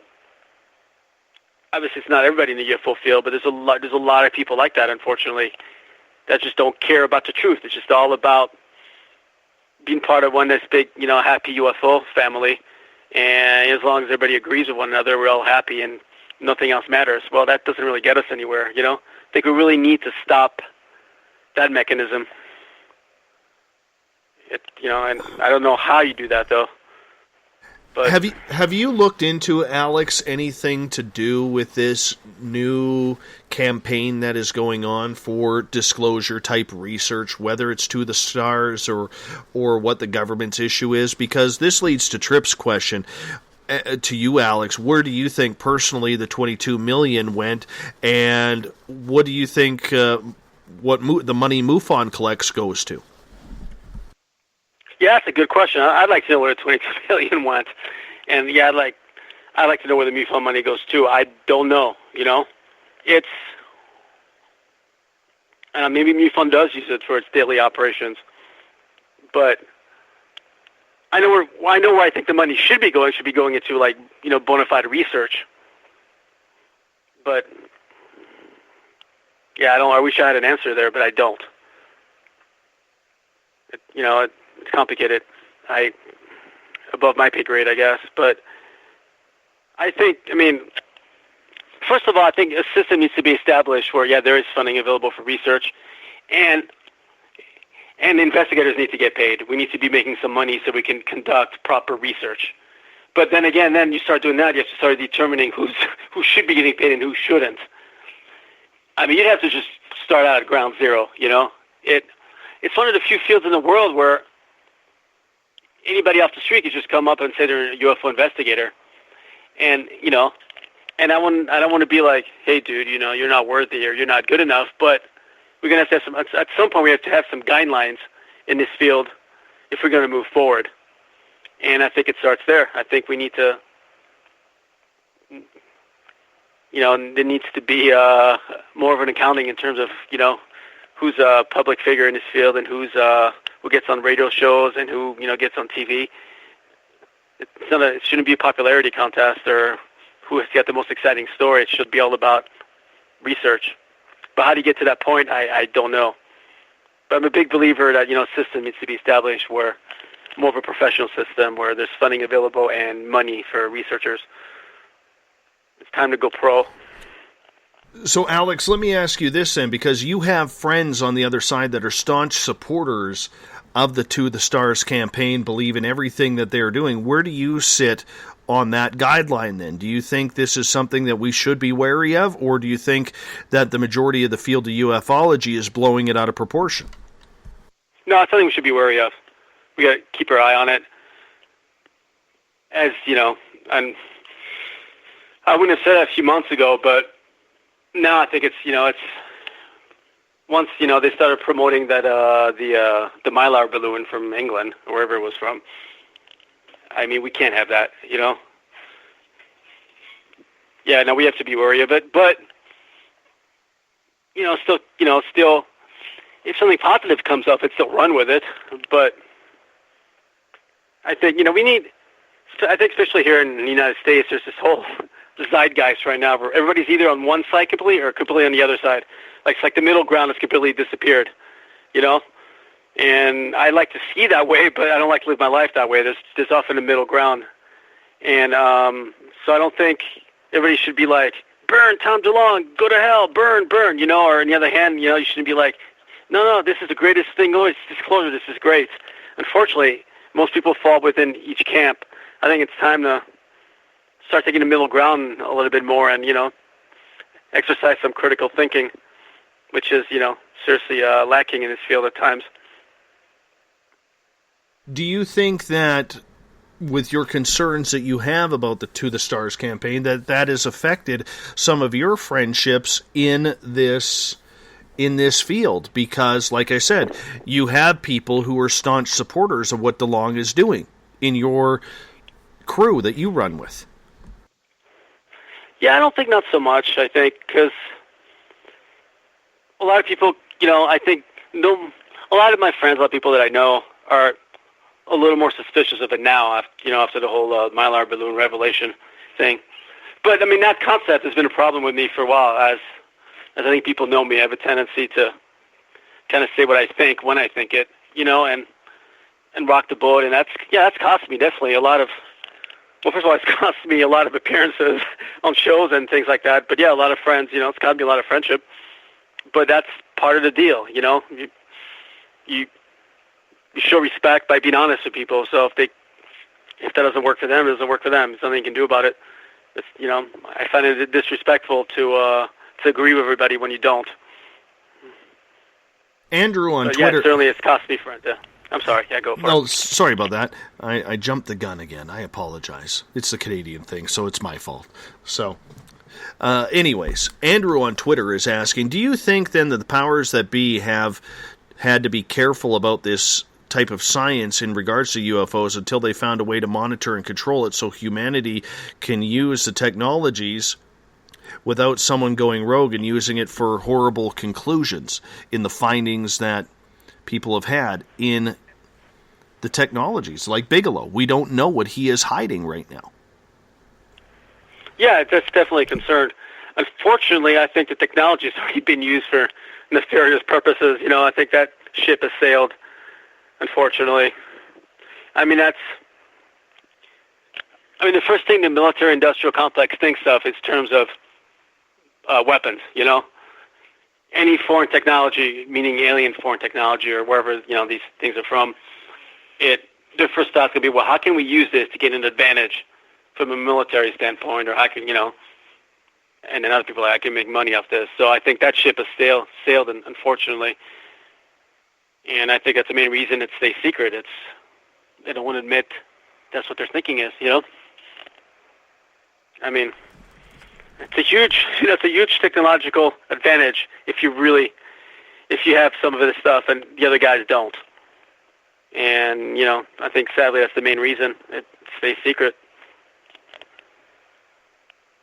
Let's go to John's question at #SpaceOutRadio. Who can people give their information to? Like, how would you describe to someone, if you weren't involved in doing what you're doing these days, what would you tell people with the knowledge that you have in giving their sightings or reports to someone? What should they be looking for? What are those red flags? Well, that's a tough question. You have to do your homework. You have to get a background of whoever you're dealing with, and it's a case-to-case basis. I think there's been a lot of talk by a lot of people, and especially lately, about starting a new system for people to report their sightings and all that. And you'll hear more about it this summer. I can't really talk about it, but so it's a conversation that have been going on. In fact, a lot of people have been talking about this, and as an alternative to MUFON and to the system that is in place now. But as it stands right now, it's on case-to-case basis. I'm like I can tell you, for example, myself and UPARS, which I work with, which is Steve Merlot's group. Hey, we're completely honest. You can tell us, anything you want, but how do I prove it? You still should be doing your homework on us, And it's sad that's at the stage that we're at, but, that's what it is. Do you think that any personal, confidential information brought to people, by people to MUFON, got into the hands of the United States government? Oh, yes, absolutely. If it got to Bigelow, it got to the U.S. government. How they're using it and why they need it and why they don't already know certain things that, MUFON is given to them, I don't know. But there's no doubt that some of that stuff got in the wrong hands or the U.S. government hands. I'm 100% sure on that. Do you think that maybe this is why we see an increase in MyLab abductions or Men in Black sightings, or even people feeling that they are being followed or chased by black vehicles or black helicopters? I don't think, honestly, I don't really think there's an increase in it. I think it's just, people talk about it more. Obviously the people are a little more open about their experiences, I think, today than they were just a few years ago. I think, the Men in Black thing, the black helicopter, that stuff's been around forever. I've investigated numerous cases of that myself, especially here in L.A. in the Malibu area. It's more rampant than people think. I think that's always been going on. I just think now people are a little bit more open about it. And so I think it seems that it's on the increase. But I'm not really sure it's on the increase, to be honest with you. I think it's always been there. How has this whole concept of disclosure then changed the investigation technique of what everybody is doing now? Well, in some ways, I think it's had a negative impact because everyone's so focused on disclosure instead of going out there and getting their own answers that, it's become like fool's gold almost, Yeah, we all going to get it all at once. It's going to be this big, we're going to go out and we're going to force the government to tell us what's going on and everything's going to come out at once. We're going to get this great amount of paperwork. It's going to explain everything. It's, it's kind of like the easy way out. And I think, and sure, there's a place for that, and some people involved have done a great job. But it's definitely, I think, there's very few people that actually go out there and travel and actually do investigations. Because if you think about it, the phenomenon hasn't gone away. There's still, in South America, there's still landings all the time. There's still close sightings. There's still some in Russia and Kazakhstan. There's a lot of places that nobody goes to, and because everyone's so focused on disclosure, or, getting on television, that it's had a negative impact, I think, on research. And I really believe there's still a lot to be gained from going out in the field. There's still a lot of proof out there that we haven't gotten a hold of, But what do you try and solve now, Alex? Because most people, maybe for your own research, the sightings, the type of craft, or maybe the kind of alien that someone saw is good for your own personal research. But on the grand scope of things, is it even important anymore? It's not. I think, it's definitely, it's important. It's definitely reduced, at least in the UFO community, because they're like, well, so what? You found, proof that, there's a landing there, and you got, and you can prove it. You get some soil sample, and you have, 10 people that have their testimony, including a cop and a senator, from Brazil or whatever. We've had plenty of those in the field, but the rest of the world hasn't. The rest of the world isn't aware of this. So I think going back to what I was saying earlier, that I think we need to start involving people outside the UFO community, but they need to start at ground zero. They need to start at small amount of physical proof. You can't go straight to Z and tell them, well, look, so we've been abducted, by these guys from that planet, and they're doing this and that. That's going to turn them off, and, we're losing that connection real quick. So I think there's still a place to go back to ground zero research, just to get the ball rolling and start again at zero and involve people outside the community that have had no interest up to this point, or thought the whole thing was, was just crap. Because if one thing we've proven in the UFO community is we can't solve it on our own. I mean, what have we really accomplished if you really think about it? Well, it's funny you say that, because Grant Cameron, a couple of months ago on this show, said he was actually taking his research backward now. So as much as he is following what is happening with the To the Stars Academy, because that is overly important, he thinks the biggest failure in the last 20 years in regards to UFO research has been the fact that the mom and pop, or the aunt and uncle, or the man or the woman who have had that experience are the forgotten tale. And maybe it's within those puzzle pieces of every personal experience that we're actually able to solve more, rather than begging a government for disclosure, knowing it's never going to happen. Yeah, I agree with him. Incidentally, he's speaking at UPARS right here in LA in a couple weeks, so I get to see him. But, I agree with him 100%. He put it a lot more eloquently than I did. But I think there's a lot of truth to what he said. I think it's, we sort of need to go back to that. It's time we need to create a baseline once again, we have no solid structure in ufology today. And I think, ultimately, that's needed. We got to start building back up upon that. So, and there's a place for disclosure. There's a place for, a plethora of research avenues, but our base was always investigations, and I think that's kind of, that's been forgotten. Nice use of the word plethora there. That is the show's drinking word. So every time you hear that, my audience now will type in drink, so if whatever they have, they're going to have a sip on you now. Thank you for plugging that. You know, I use it all the time ever since I've seen the Three Amigos. Me too. That is the absolute best. El Guapo dropping the plethoras. Yeah, exactly. Absolutely. So, in regards to, you know, the whole technique of the field of ufology, then, if we got to get back to those personal experiences, it still comes back to how does anybody trust where their information is going? And my opinion to people, and I'm sure you'll agree with this when I say this, is if you go to a website, check the About Us.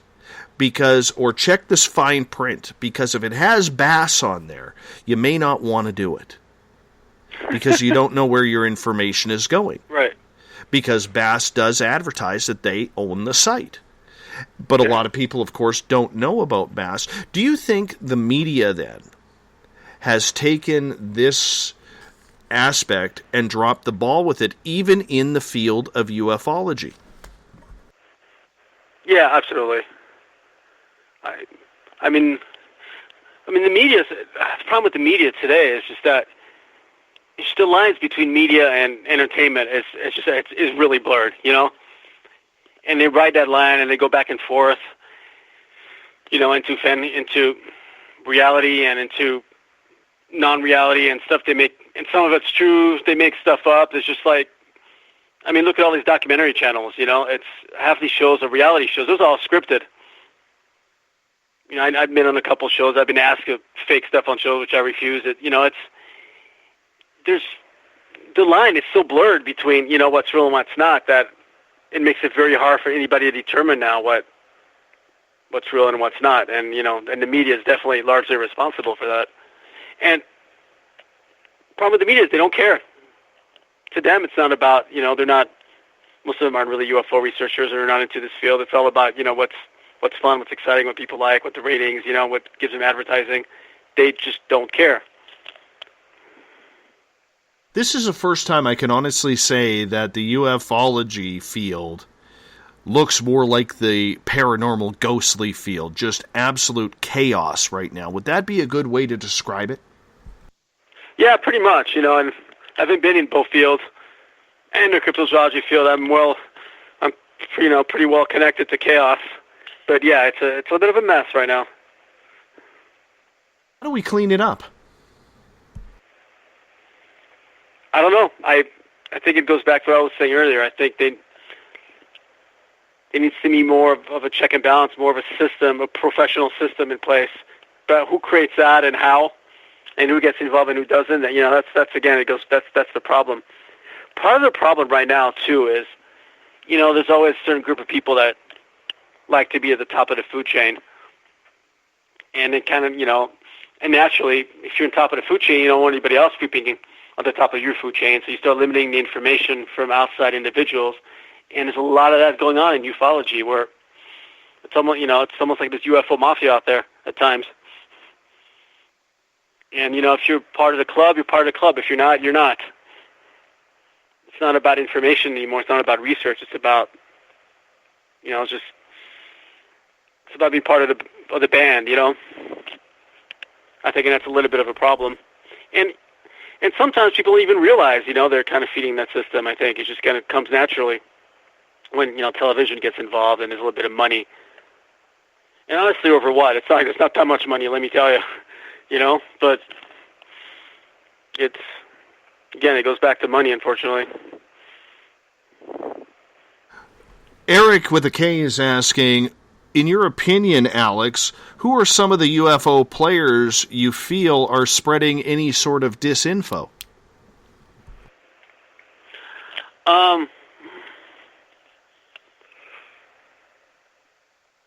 I don't know if it's voluntarily or not, but I'll tell you who that I don't trust, and I think it's full of crap. Carrie Cassidy, for one.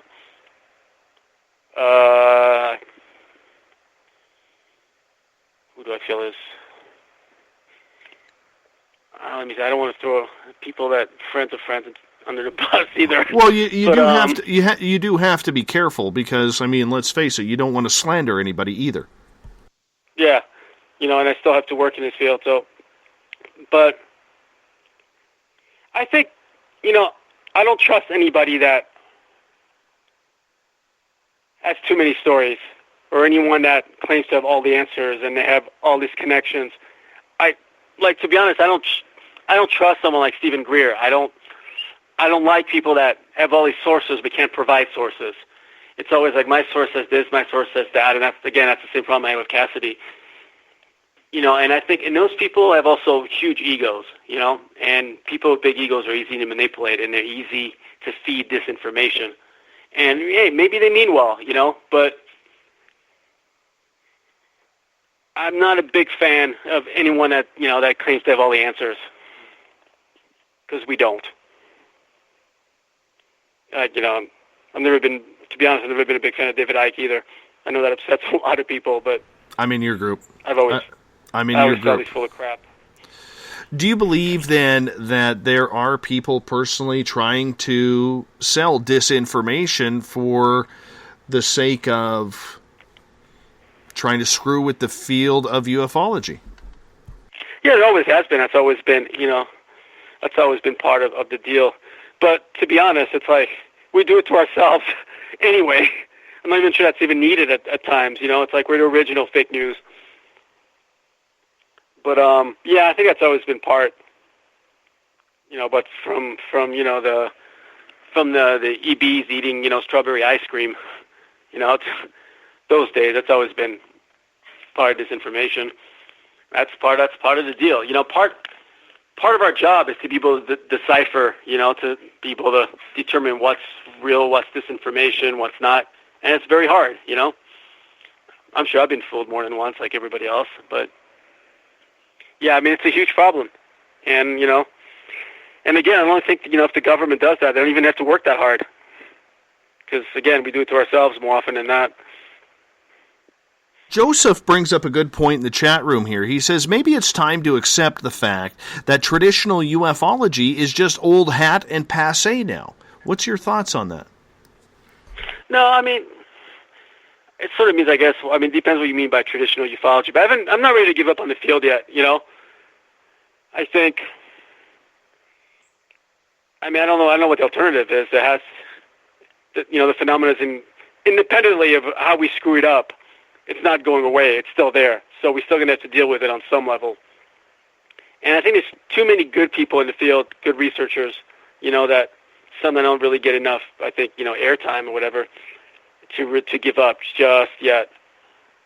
I think there's some positive things going on, and we've had a few conversations with this, myself, Steve Murillo, Jimmy Church. We've talked about where the field is going on numerous occasions of late, and we still, all of us on some level still think that there's a lot of positive things going on still, and that we can still make some good headway down the road.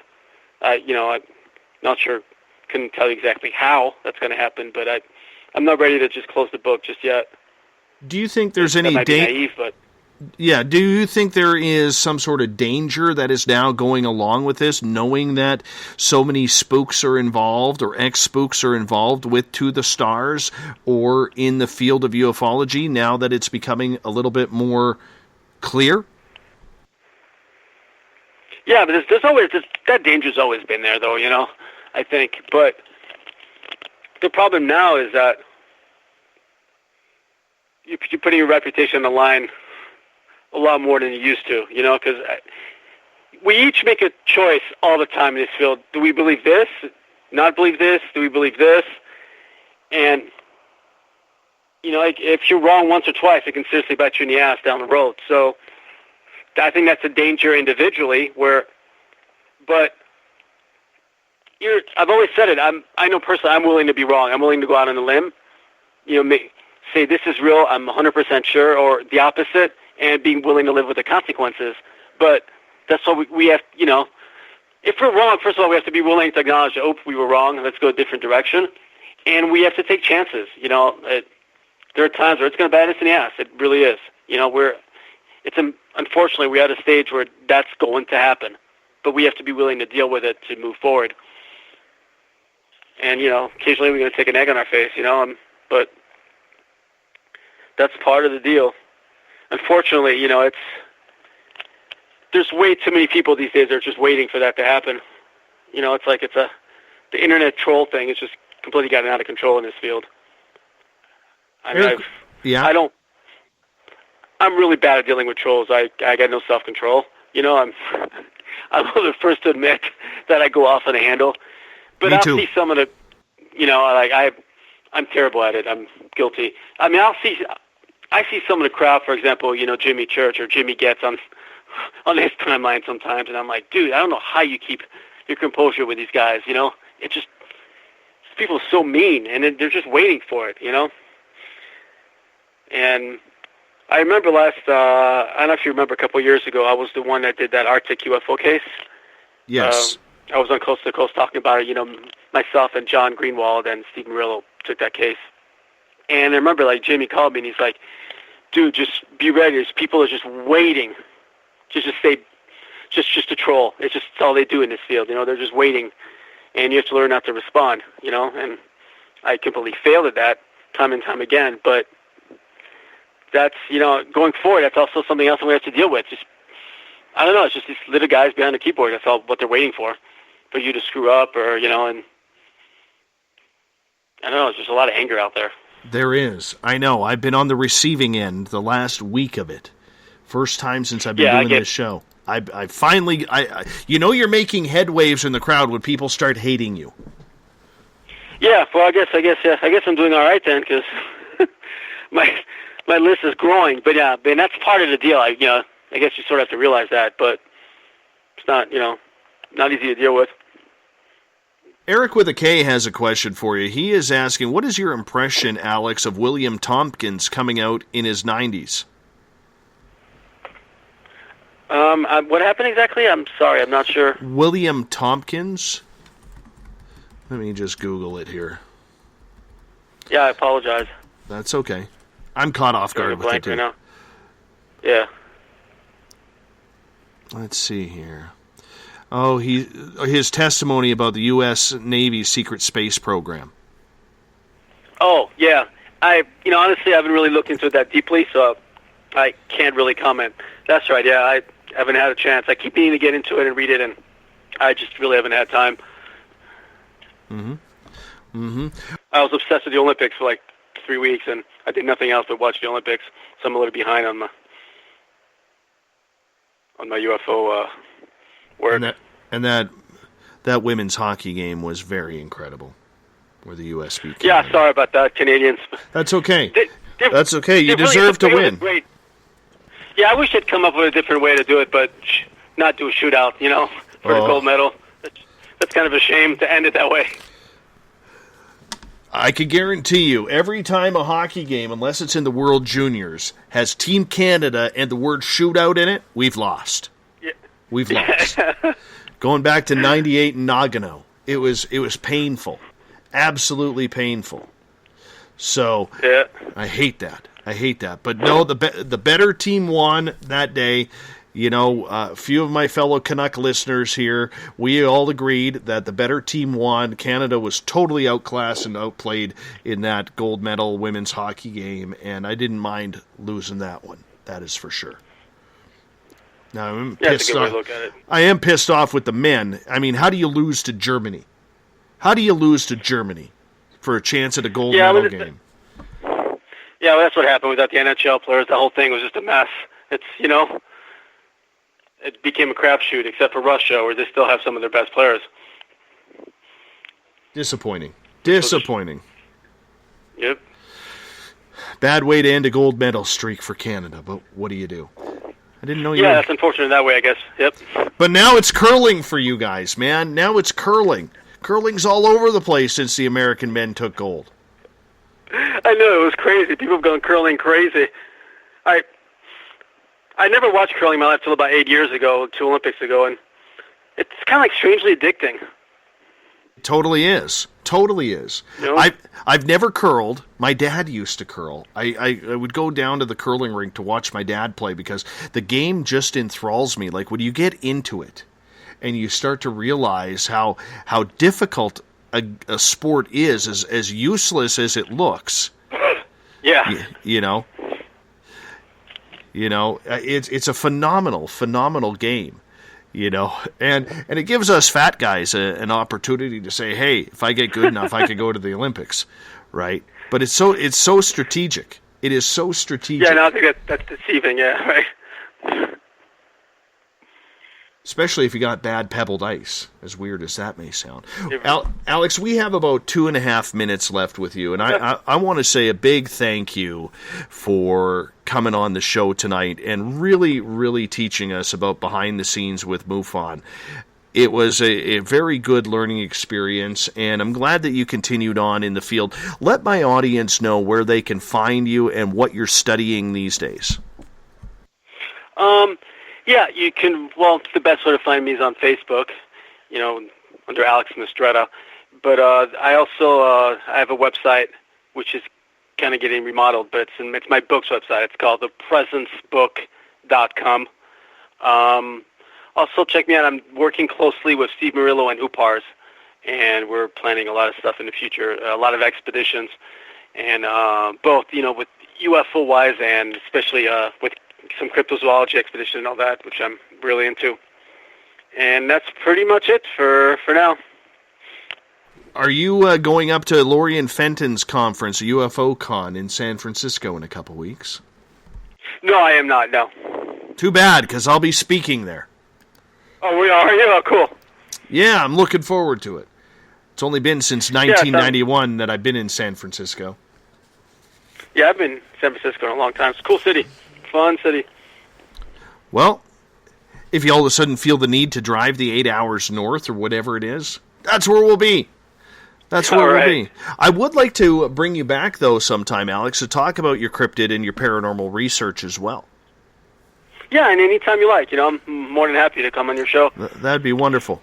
That'd be wonderful. So we got about 30 seconds. Describe your book for people. I'd like where they could get it and what it's all about. Yeah, it's called Presence, an Exploration into the Paranormal. It's available on Amazon, and you can click it directly from my website or just go to Amazon. It's got a parapsychology section, and it's got a UFO section and a cryptozoology section. It's all of it's theoretical. It's not a lot of case studies. There's the only case I cover is cases I've been involved in. The rest is pretty much I put forth the working hypothesis and whatever subject is in the particular chapter and kind of go on from there. So, well, I appreciate your time, my friend. Thank you so much for coming on Spaced Out Radio tonight. Really appreciate it. Yeah, absolutely. It was my pleasure. All right.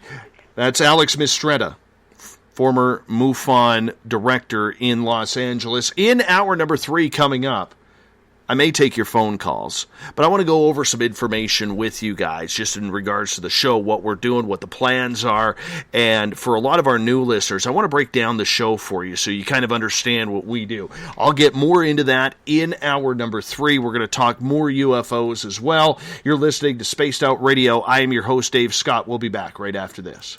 Hello, SOR listeners. Lorian Fenton here. Let me ask you, now that disclosure's happened, what does it mean for ufology? For answers, join us at UFOCon 2018 in South San Francisco, California, March 23rd through 25th. Keynote speakers Stephen Bassett, Grant Cameron, and Melinda Leslie address the current disclosure agenda. Dave Scott, yes, you're Dave Scott, and Lynn Buchanan tell of amazing alien encounters. Get your tickets at caufocon.com. That's caufocon.com. Are you tired of being blocked, shadow banned, or placed in jail for simply posting your thoughts on social media? Social Media Freedom can take care of that for you.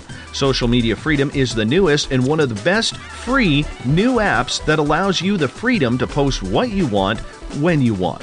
It takes seconds to download from your app store. Come join the tribe at Social Media Freedom. It's time to set yourself free. The first annual Caribou Paracon is happening September 28th to 30th in the 108 Mile Ranch, British Columbia. Brought to you by the Canadian Society of Questers and Spaced Out Radio.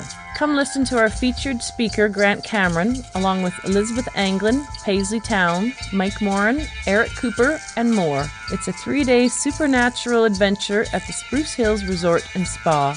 Tickets for the weekend are $150 Canadian. The Caribou Paracon, celebrating everything paranormal. A timepiece is a reflection of who you are, and what better way to show off the real you than with an Escape watch? Escape is a lifestyle brand accessorizing your days and nights. Choose to escape and create the life of discovery that you deserve. Dream, play, unite with your own personalized escape watch. Head to escapewatches.com. There is no time like the present to enjoy your escape. Use promo code SMF2017 for your 20% discount today. Looking for a place to advertise at a very reasonable cost? Look no further than Spaced Out Radio. SpacedOutRadio.com has an advertising tab that you can click to check out our daily, weekly, and monthly packages to play on the radio, or our website including social media. From commercial spots to banners, we have it all. Check out our competitive pricing today.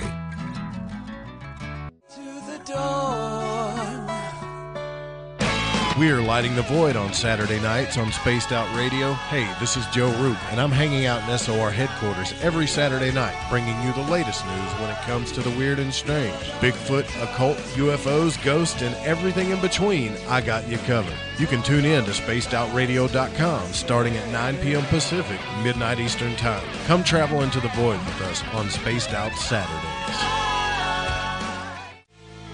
Not ready for bed on Saturday night? Right after Spaced Out Saturdays, hop on over to S4 with Corey Ruiz and me, Eric Cooper from Forest Moon Paranormal. With S4, there are no limits to what we try and uncover. From government conspiracies to helping clean up the paranormal, no topic is safe on S4.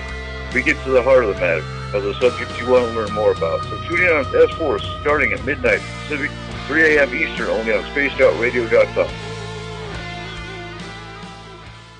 Visit purpleplates.com today. For over 40 years, the Purple Energy Plates have been delivering amazing results for their many customers. Inspired by the great genius Nikola Tesla, the harmony, healing, and energetic effects of the plates have proven over and over to be beneficial and often miraculous to thousands of customers. Check their site for daily specials and choose from their many energy products. You won't be sorry. Visit them today at purpleplates.com. Hi there, I'm Butch Witkowski, lead investigator with UFO Cop. On the final Monday of every month, you can listen to me and host Dave Scott on Spaced Out Radio's Strange Days. We're going to get to the heart of the matter when it comes to what's happening out there. People are seeing and experiencing things from ET contact to Bigfoot, and I want to hear about it. Your experiences are what we investigators need to help solve these unknown mysteries. So tune in at spacedoutradio.com to the final Monday of every month from Butch Witkowski's Strange Days. This is Eric Markham, news editor for the Spaced Out Radio's The Encounter Online.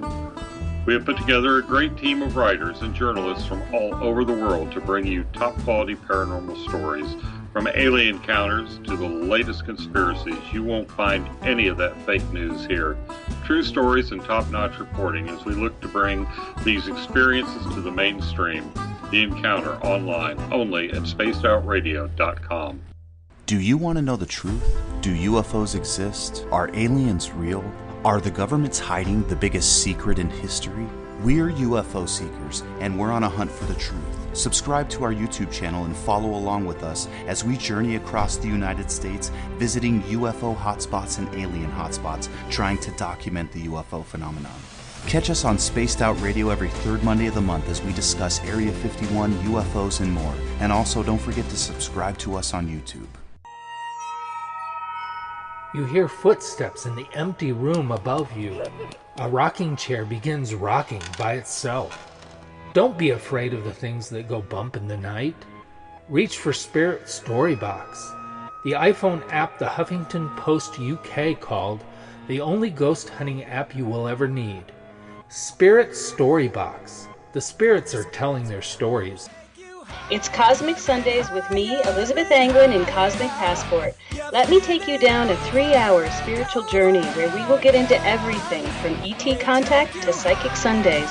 It's a journey of listening and learning together with some of the best professionals in their fields. You can tune in to Cosmic Passport at spacedoutradio.com every Sunday, starting at 9 p.m. Pacific, midnight Eastern.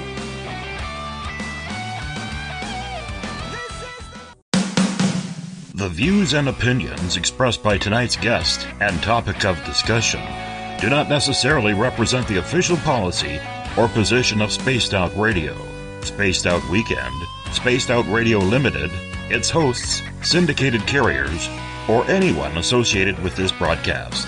You're listening to Spaced Out Radio with Dave Scott. Follow Dave on Twitter at Spaced Out Radio and hashtag Spaced Out Radio, and on Facebook, Spaced Out Radio Show. Now, back to the program.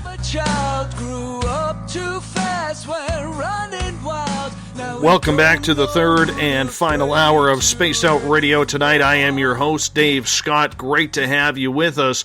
Tomorrow night on the program, Richard Carson is going to join us. He believes Elvis is still alive.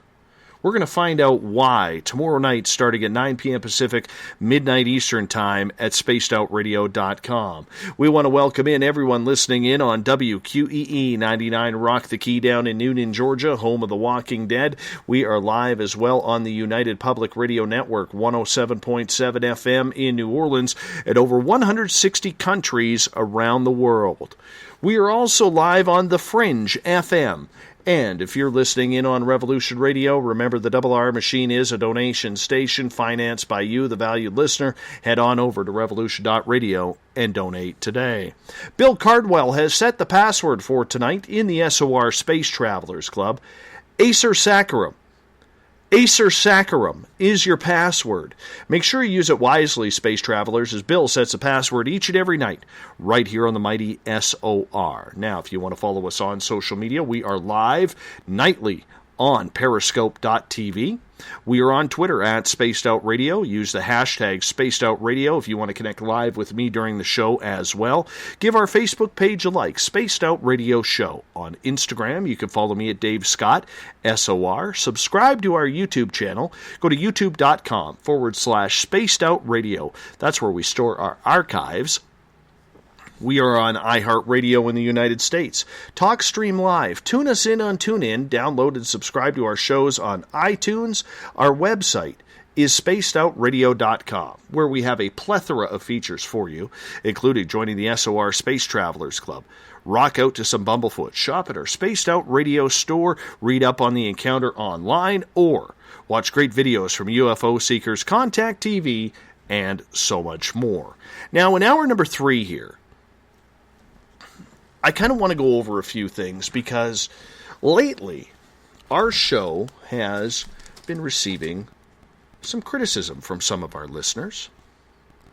Now, I'm not going to point them out by name. This isn't one of those things where I'm going to say, this person is saying this person is saying that. That isn't what it's about. All right? Isn't what it's about at all.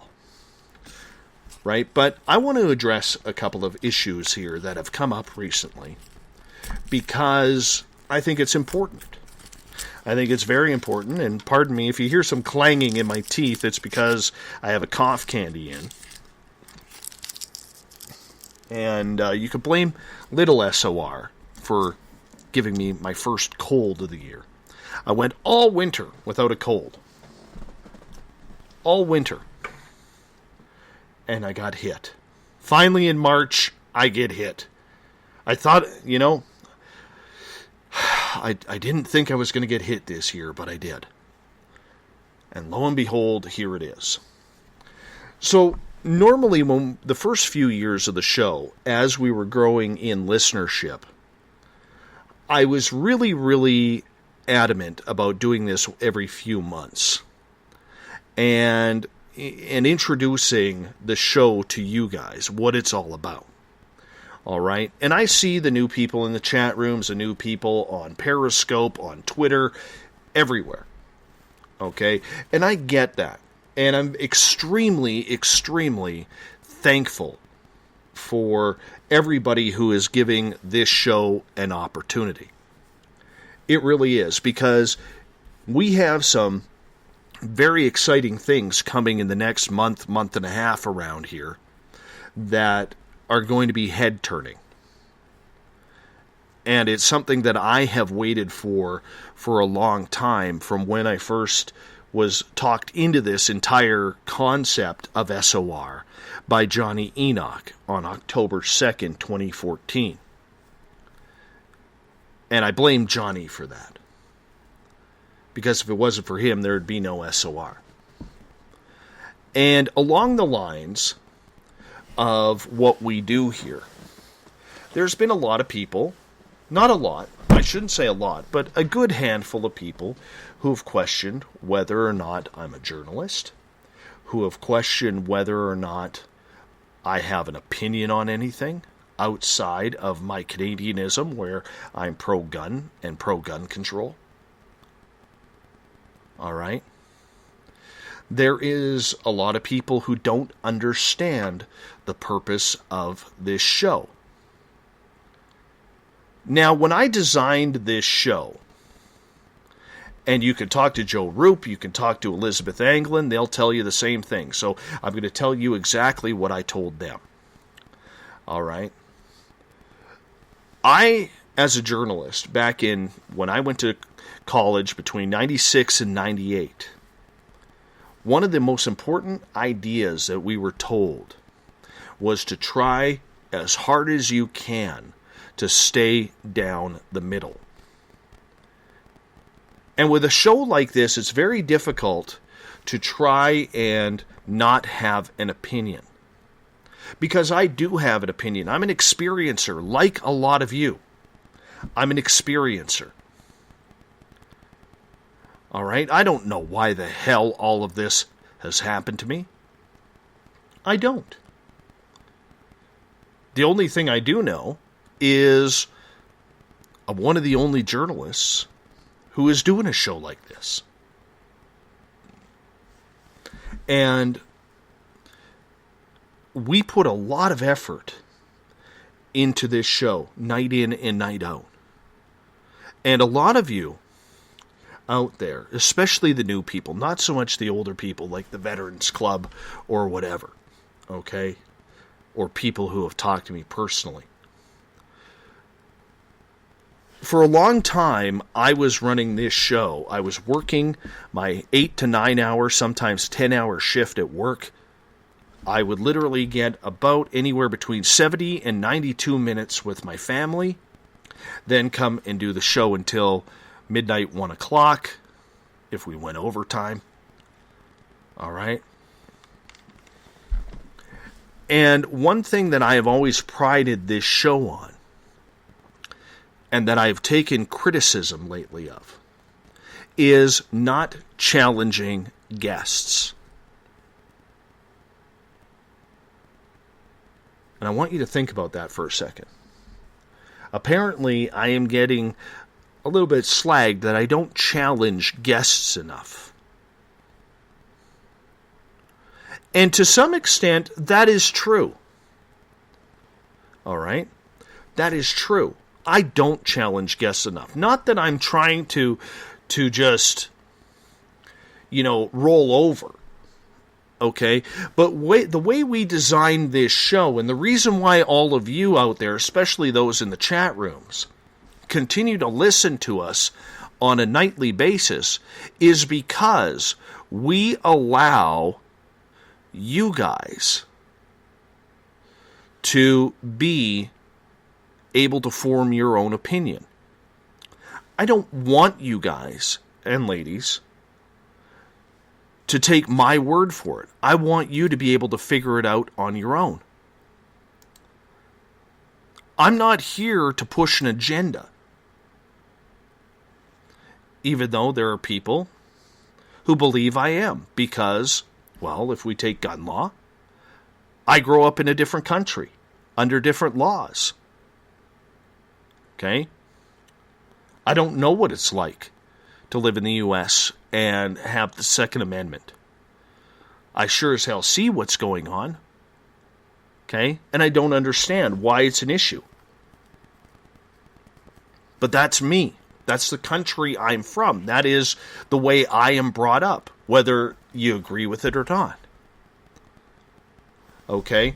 So the point that I'm getting at here is when SOR was put together, when we sat down, what I wanted to do, and my goal, and I will continue to do this, is to give you the best guests that I can possibly get. And it's up to you guys whether you believe them or not. I'm not here to change your opinion of UFOs, of gun laws, of ghostly hauntings. Okay? I'm not here to do that. But if I smell BS, I'm going to call it on BS. Okay? I'm going to call it. And we've had guests on here where I've called them out. I don't like doing it because I want this show, as we continue to grow, to be a safe place for everybody, where everybody's opinion matters. I mean, you heard Alex come on and say, we got to get to more of those stories. You've heard Grant Cameron say it on this show. You've heard a number of people say it on this show. Okay?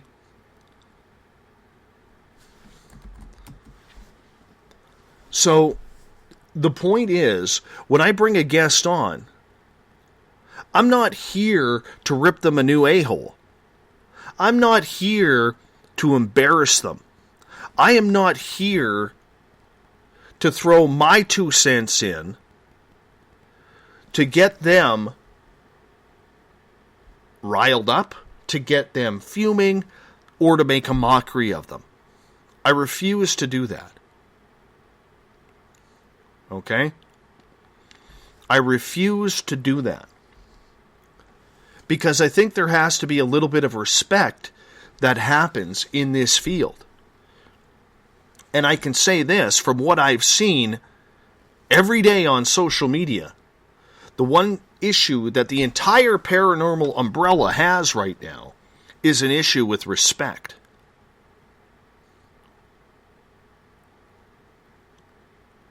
And if we can bring a little bit of that respect back, then maybe we're doing our job. Because I don't want to rip someone on the air. I don't see the benefit of that. Okay? We're going through a very tough time in the field of alternative media right now, and I'll get into that in a moment. All right? I will get into that in a moment. But if you have a problem with this show, don't go talk to other people. Come to me. Come to Joe Roop. Come to Elizabeth Anglin. We're here to deal with it. We can explain why we are doing things and why we are not. Because I can sit here and I can carve a lot of what I've seen in this field. And sometimes it is necessary to do that. But I'm not about making a mockery out of a guest. I'm not about calling their BS. Why? Because you, the audience, are smart enough to know what is right and what is wrong. My job is to deliver the information to you. If you choose to believe it, that is on you. If you choose not to believe it, that's on you as well. I'm just giving you the outlet to try and figure this out. Because we don't know the answers. And anybody who says they know the answers, I don't know if I trust them. Right? I don't know if I trust them. So that's why when I have these people out there, I had to boot one from our SOR Space Travelers group. Okay? I've got a couple people on Twitter that are hammering me right now. And I'm okay with it, because I'm a strong guy. Okay? But at some point, okay, I will take a stand on certain things. If I find a guest is uttering complete and utter BS to our audience, yes, I will call them out on that. That needs to be done. But for the most part,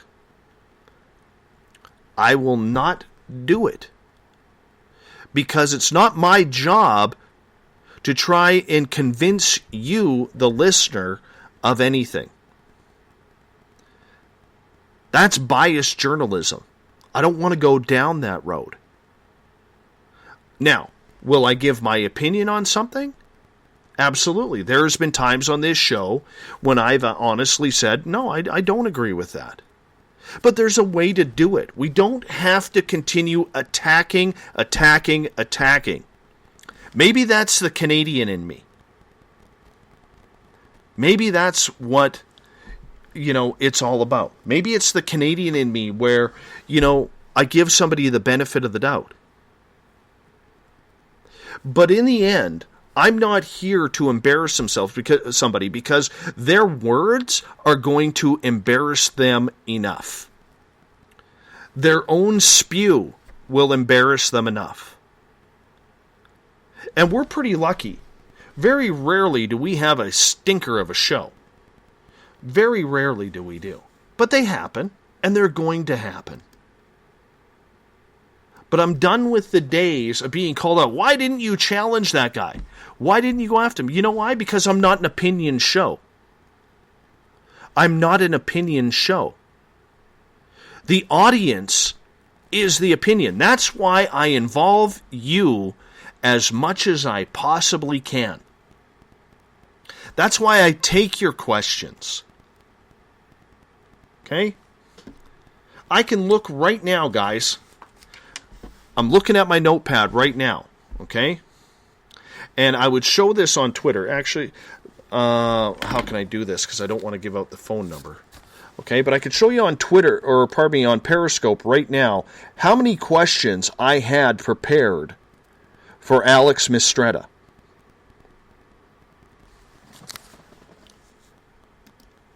Four questions.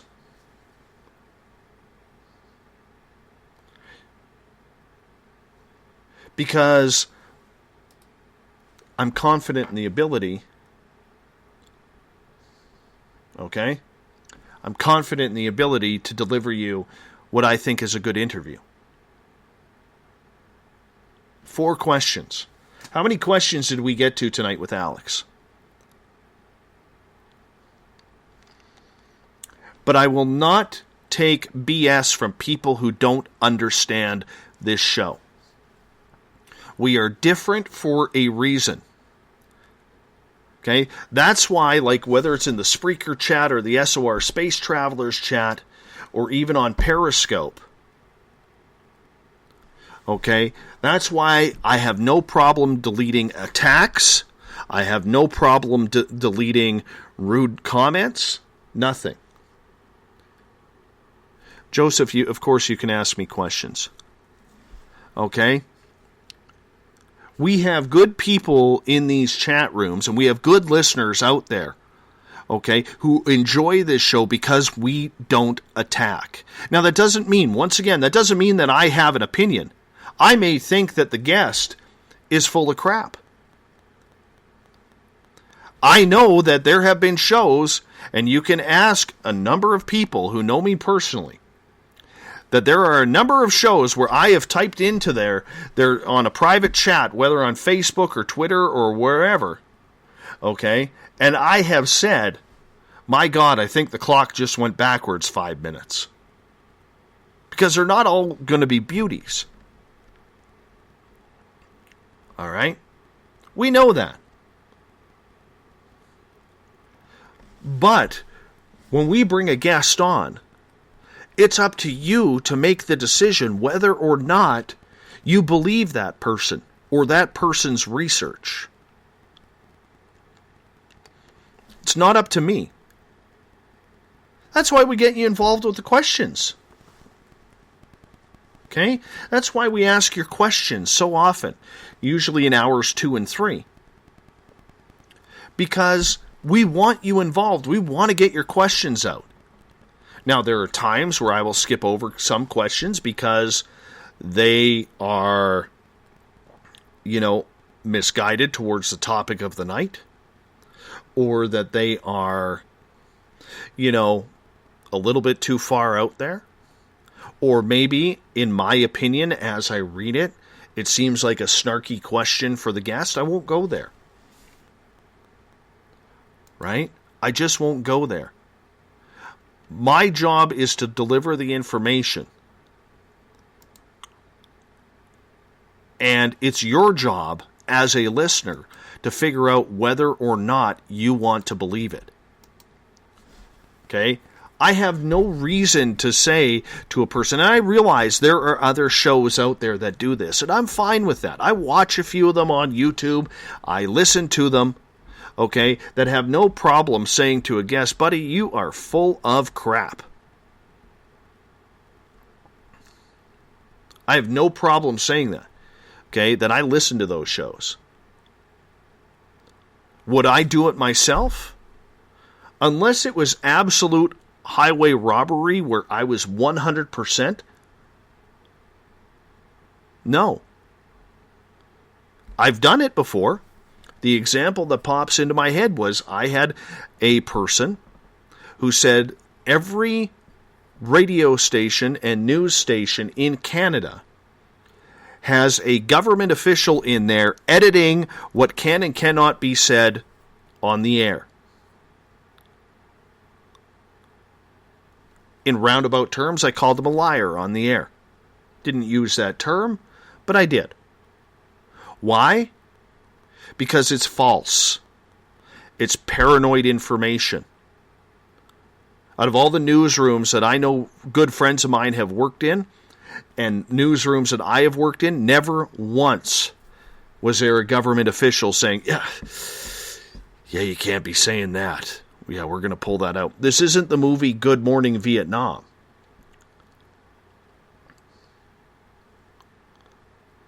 Right? This isn't that movie.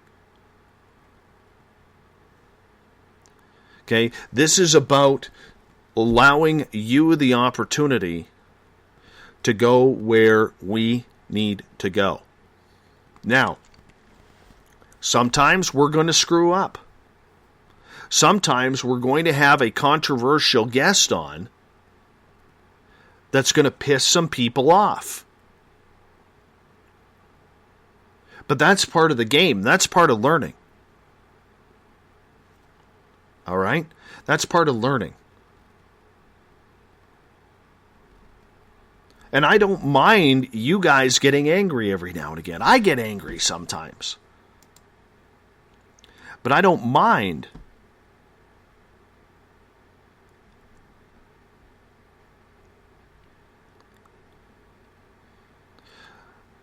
It's like Scott here. I don't know who you are.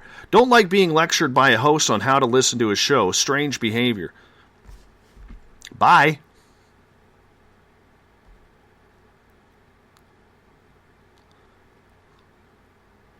You know? It's not strange behavior. We're not lecturing here, Scott. What we're doing is explaining to the listeners what this show is about. We're not for everybody. We are definitely not for everybody. And I'm okay with that. Okay? I'm very much okay with that. But what we are is we are a show that's going to allow the audience to come up with their own type of information. To come up with their own type of resonance. That's why we involve you.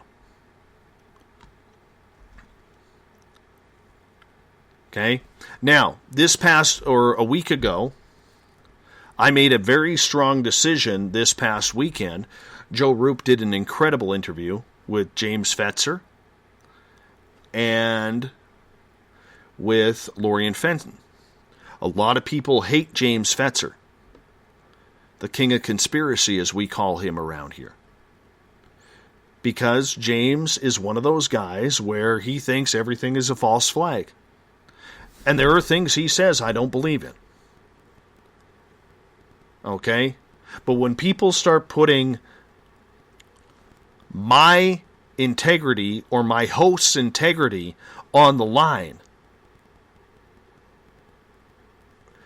on topics that were not even covered that night, and them trying to blow me out of the water with other people who support this show, I got I got a very stern interest in that.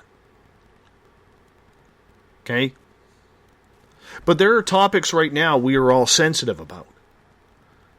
The biggest one being school shootings.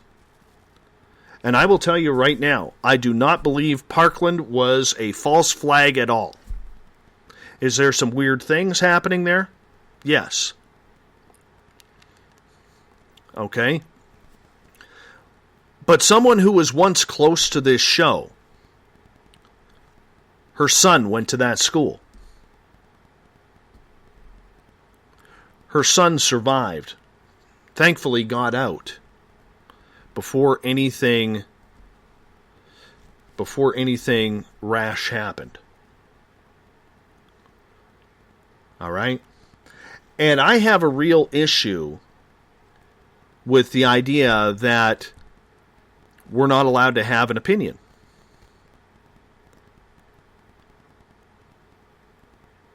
Okay? We're not allowed to have an opinion. And guests are being told what they can and cannot say. Let's take Dr. James Fetzer for a second. I've had one of his shows, one of my interviews with him recently, taken down by YouTube. I think it was over a comment that he made on Sandy Hook or the Boston bombing. So when James Fetzer, who was going to be the keynote speaker for Lorien Fenton's JFK event, came on, Joe didn't have an idea. Okay? But as this show grows, and we are getting bigger and bigger on a nightly basis, then what happens is I have to think about everything that goes on. As many of you know, I'm trying to get an investor involved with this show. And it's leaning towards that this person is going to jump on board. And when that happens, we can now build a studio, a proper studio that we need, with the proper technology to help out what the GoFundMe account did. Okay? And we can use media, marketing, lawyers, and everything that goes on. Now, this person isn't said 100% yes, but he's about 80 to 85% there. Now, put yourself in my shoes where you've spent 3.5 years growing this show. You've spent 3.5 years of hard work, time away from the family. I've missed birthdays. I've missed family dinners. I have missed school events. Everything.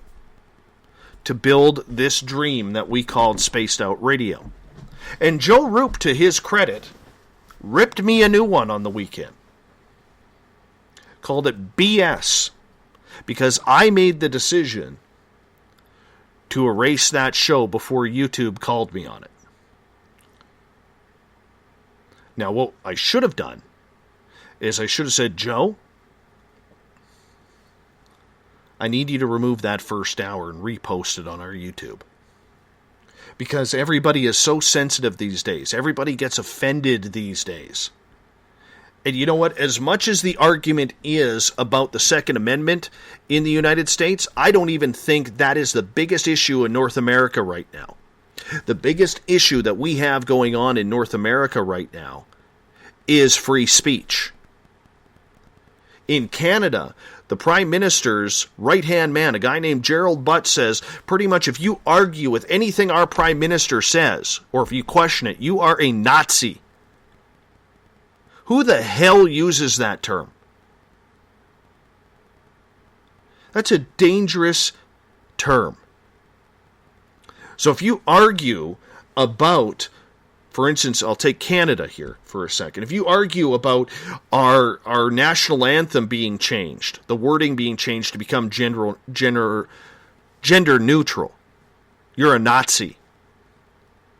If you argued about the whole people kind ridiculousness, you're a Nazi. Okay? And down in the States, whether you love them or hate them, okay? And I have been very public, I am not a fan of Alex Jones. But I don't like what is happening to him. Okay? I don't like what is happening to him. Where all of a sudden he's getting YouTube shows removed. For what? For what? Posting information? What if it's true? And you know, Joe Roop brought up a great point the other night on the show, on Spaced Out Saturday. Some of these conspiracies actually are coming true. Look no further than what we talked about the first 2 hours of the show. About UFOs. Previous to that New York Times article, the entire field of ufology was laughed at by the mainstream media.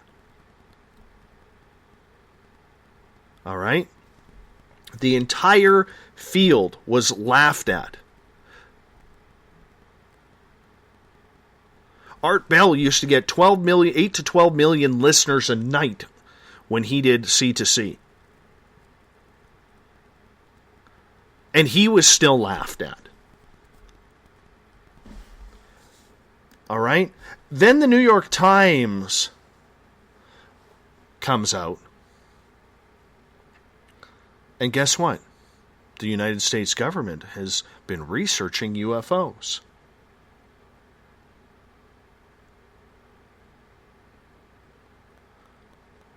So some of these conspiracies have been coming true. Look at the conspiracy around marijuana. I don't smoke pot. Remember the 80s cartoons with the frying pan and the egg? This is your brain. This is your brains on drugs. Break the egg on the heated pan. Any questions? And now look what we've learned about marijuana. I don't smoke pot, but I sure as hell support the legalization of it. I've done enough research on that to see what it is doing. All right? So there are conspiracies coming true. And I'm so sick of getting hammered on social media about this.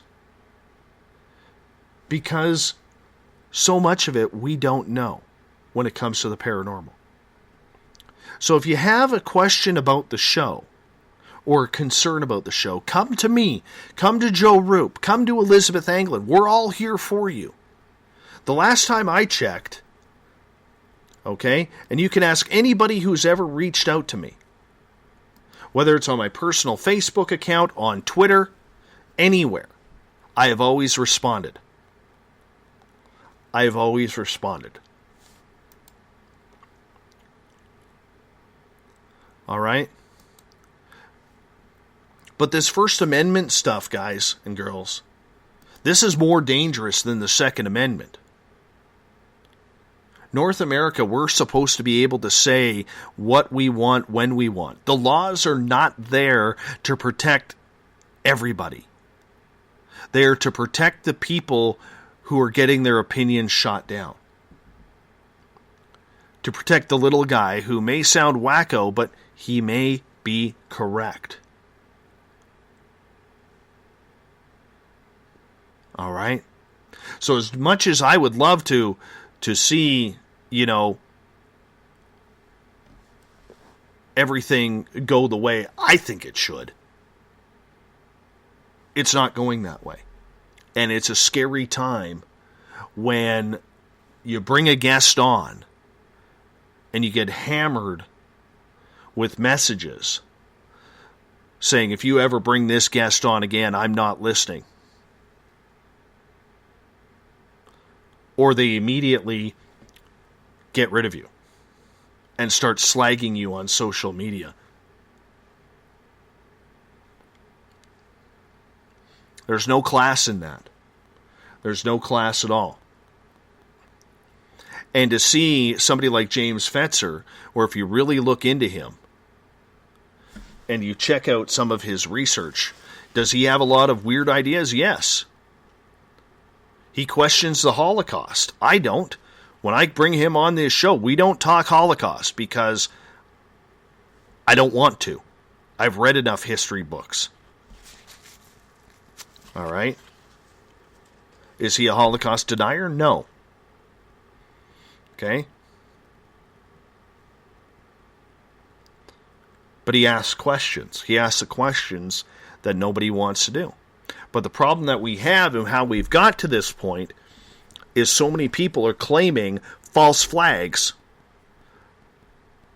before they've even had a time to look at any evidence. We saw it with Sandy Hook. We saw it with 9/11. We saw it with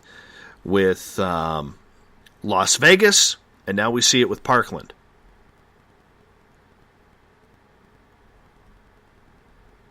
So we are going to continue on this show to do conspiracies. All right? We're going to continue to do that.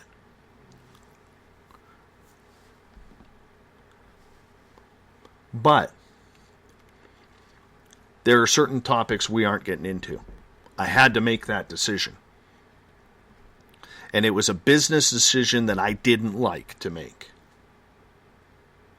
Okay? So we will not be talking about school shootings. We will not be talking about especially school shootings.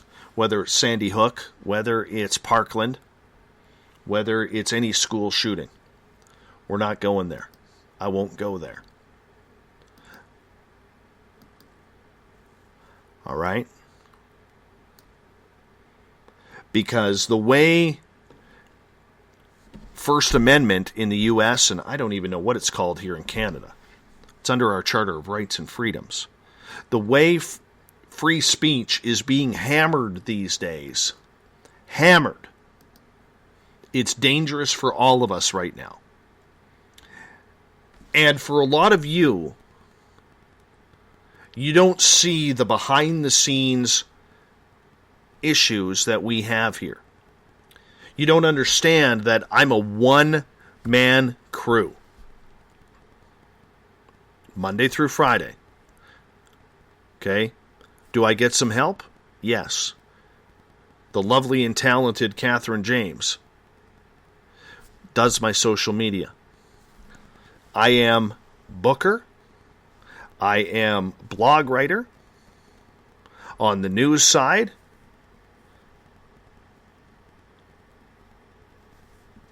okay, I do have someone helping me there. Okay. Goes by Abby. You know who you are. Okay. But I book all the guests. I do all the scheduling.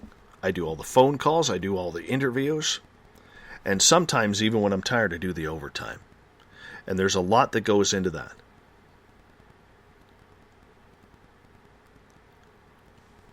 So when I see people trying to troll or rip me a new one without knowing what is actually going on, I do take offense. Because you don't know how hard this has been. You don't know how hard it is when your daughter asks you, hey, can you come to my band or my volleyball game? Or Dad, can you take me shopping tonight because Mom isn't here and I got to get something. And I got to say, no, I got to go on the air. You know what my kids think? I'm playing free radio. I'm just doing my hobby. Because they're too young to fully understand that we're trying to build a business here. Or my little guy who really likes it when Daddy puts him to bed because it's usually a pretty creative story during story time.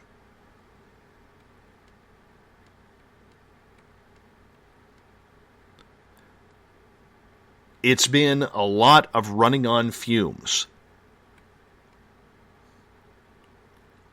Okay? And you just cannot have just anybody helping you out. Because you know what? A lot of people, they love the title, but in the end, they don't want to do the work for it. And I've been fortunate, whether it's preacher, Whether it's Abby, whether it's Catherine, whether it's Tim, whether it's Everett, whether it's Amy, or whoever, have come along and have said, yes, we do need to check things out. We do need to help. We do need to do whatever. So to bring it all together before we get into a very busy thought of the day here in a couple of minutes, the show isn't going to change. We're going to continue to allow you guys to voice your opinion, to bring what you believe. And at the end of the night, whether you listen once a month, whether you listen every night of the week, okay, it is your job as a listener to decide whether or not the guest is full of it, telling a good story, or very factual. We'll ask tough questions. There is a huge difference between asking a guest tough questions and, excuse me, one sec.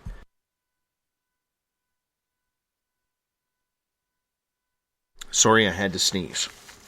But there is a huge difference between asking a guest tough questions and calling them out. I will never call a guest out. Because you know what? Everybody's time is precious. Everybody's time, they have given their time to us. Okay? They've given their time to us. And in the end, time is an important thing because we don't have a lot of it. So, I wanted to get this out in the open. I realized Scott, who was listening, he's like, I don't want to hear I want to hear paranormal. I don't want to hear my host rant. Okay?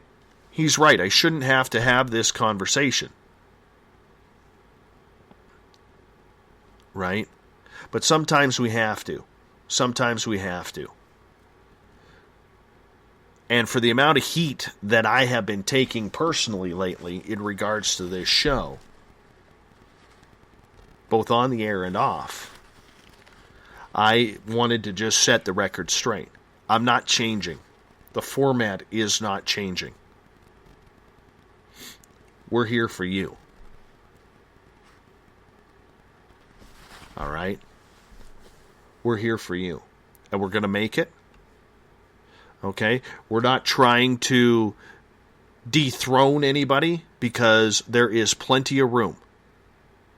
All right? There's plenty of room for more of this programming. If there wasn't plenty of room, we wouldn't have 10,000 sports talk shows or 10,000 political talk shows. Okay? There's room for everybody in this field. And there are good hosts out there. Currently doing it right now, at this moment. And I have no problem naming them. Okay? Heather does a great job. All right? George does a great job. Jimmy does a great job. Clyde does a great job. John B. Wells does a great job. And you know what? There's room for us there too. And we're going to make a push here very, very soon. Because we're almost ready. Right? We're almost ready. And it's going to be great. It's going to be fun. It's going to be a lot of hard work. But we're going to go for it. And if you want to come along for the ride, we'd love to have you. We'd love to have you. But if we're not your cup of tea, I'm sorry. I'll go Canadian on that one. I'm sorry. Thought of the day right now.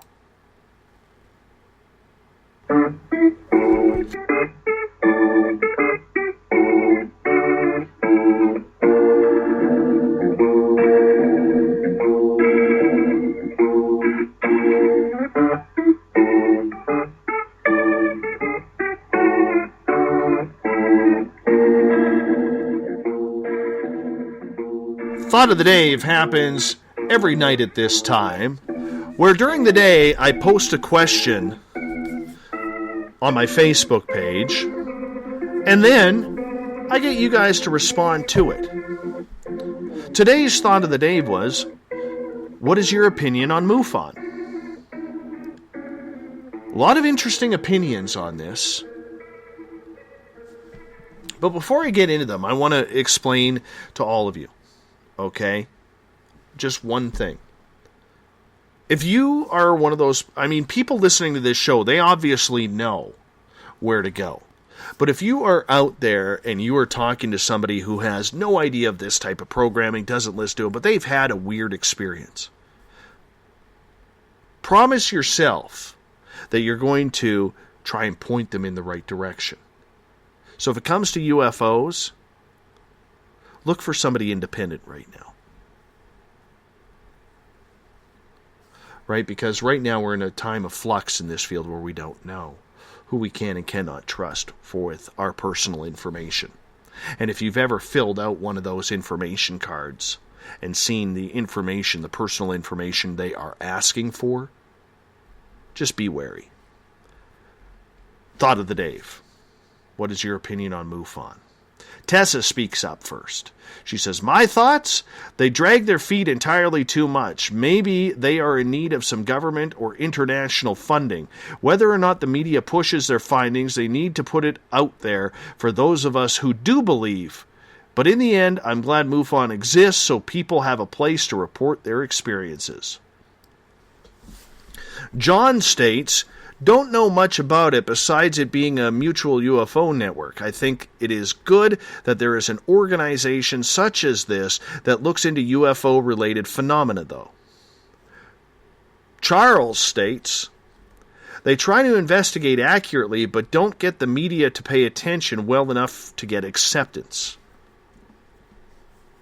Jeffrey comes aboard and says, MUFON representatives have been involved in inappropriate debunking of UFO sightings. See the chapter by Ricky Butterfass in Paths to Contact, True Stories from the Contact Underground. Maybe we'll have to get Ricky on the show. Chris states, the entire part of MUFON, or the international part of MUFON, is Spook Central. Local chapters, though, are great. Tammy says, like most things, believable to a point. They have more hidden than revealed, but overall, a good place for info. Everett jumps up and says, I thought they were known as the Bigelow UFO Network. Oh, I didn't know they changed their name to MUFON. Thank you, Everett. John states, I like all organizations. Some good, some are bad. What do you do? That's an all right attitude to have as well. Sammy jumps up. It's like a fox guarding the hen house, actually. They have all the documentation, yet no one is the wiser. Little Ronnie Moniak. Hope you're feeling better, Ron. Says, from the name to the credibility, sad to say any good left or operating within the umbrella of MUFON is critically handicapped. But Bruce brings up a very good point. He goes, what is better?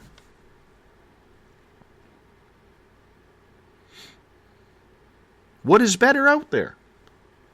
You got to look for the independents. Look at their About Us. See who they're affiliated with.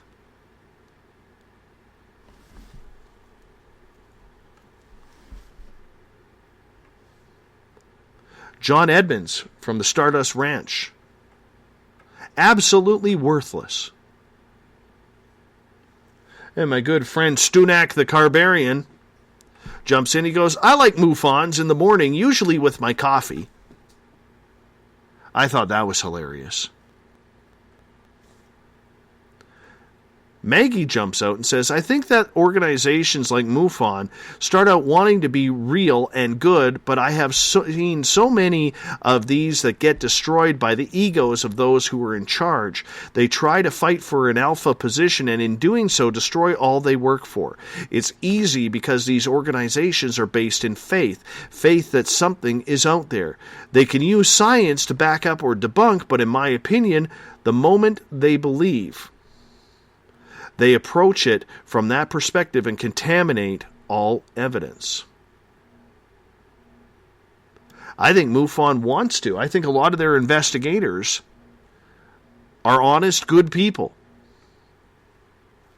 I think on a local level, as Alex stated in the first hour, okay, that a lot of these people who get involved with MUFON, their heart is in the right place.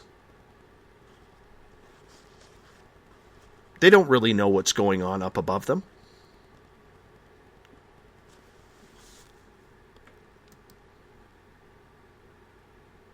Right?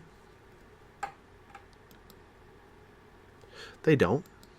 But they feel they're doing the right thing. So don't crap on them too much.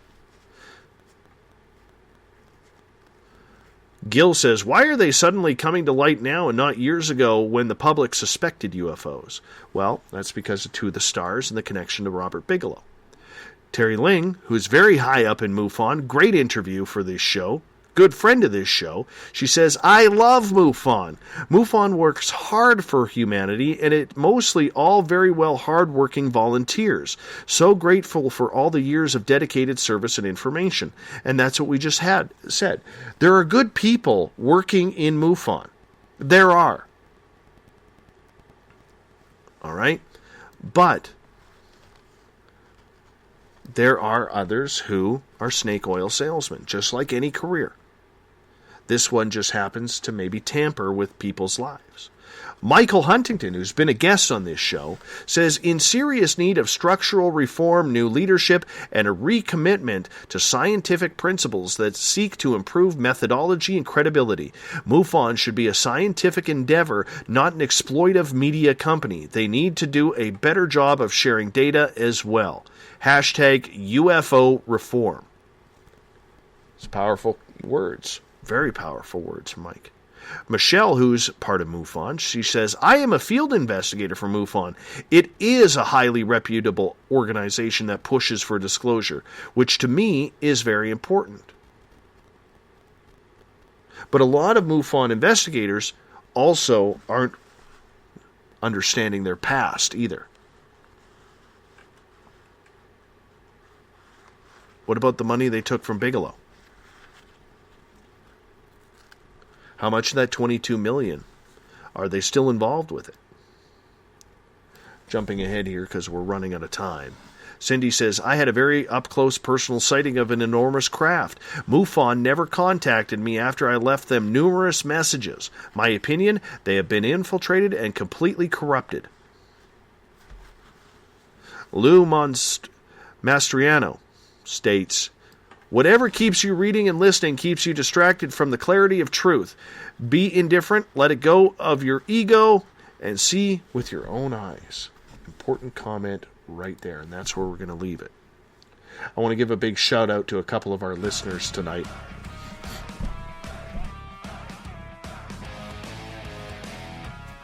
The preacher, Eric Markham. Hope you're feeling well, buddy.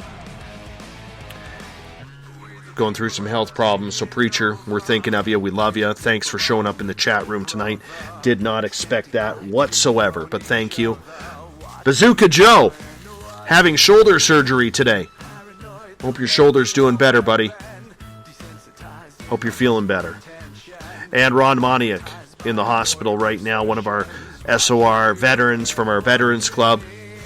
We hope you're doing better as well. Same as you, Bob Davis. We absolutely love you. We love all of our listeners. We want to make sure all of our listeners are happy and healthy.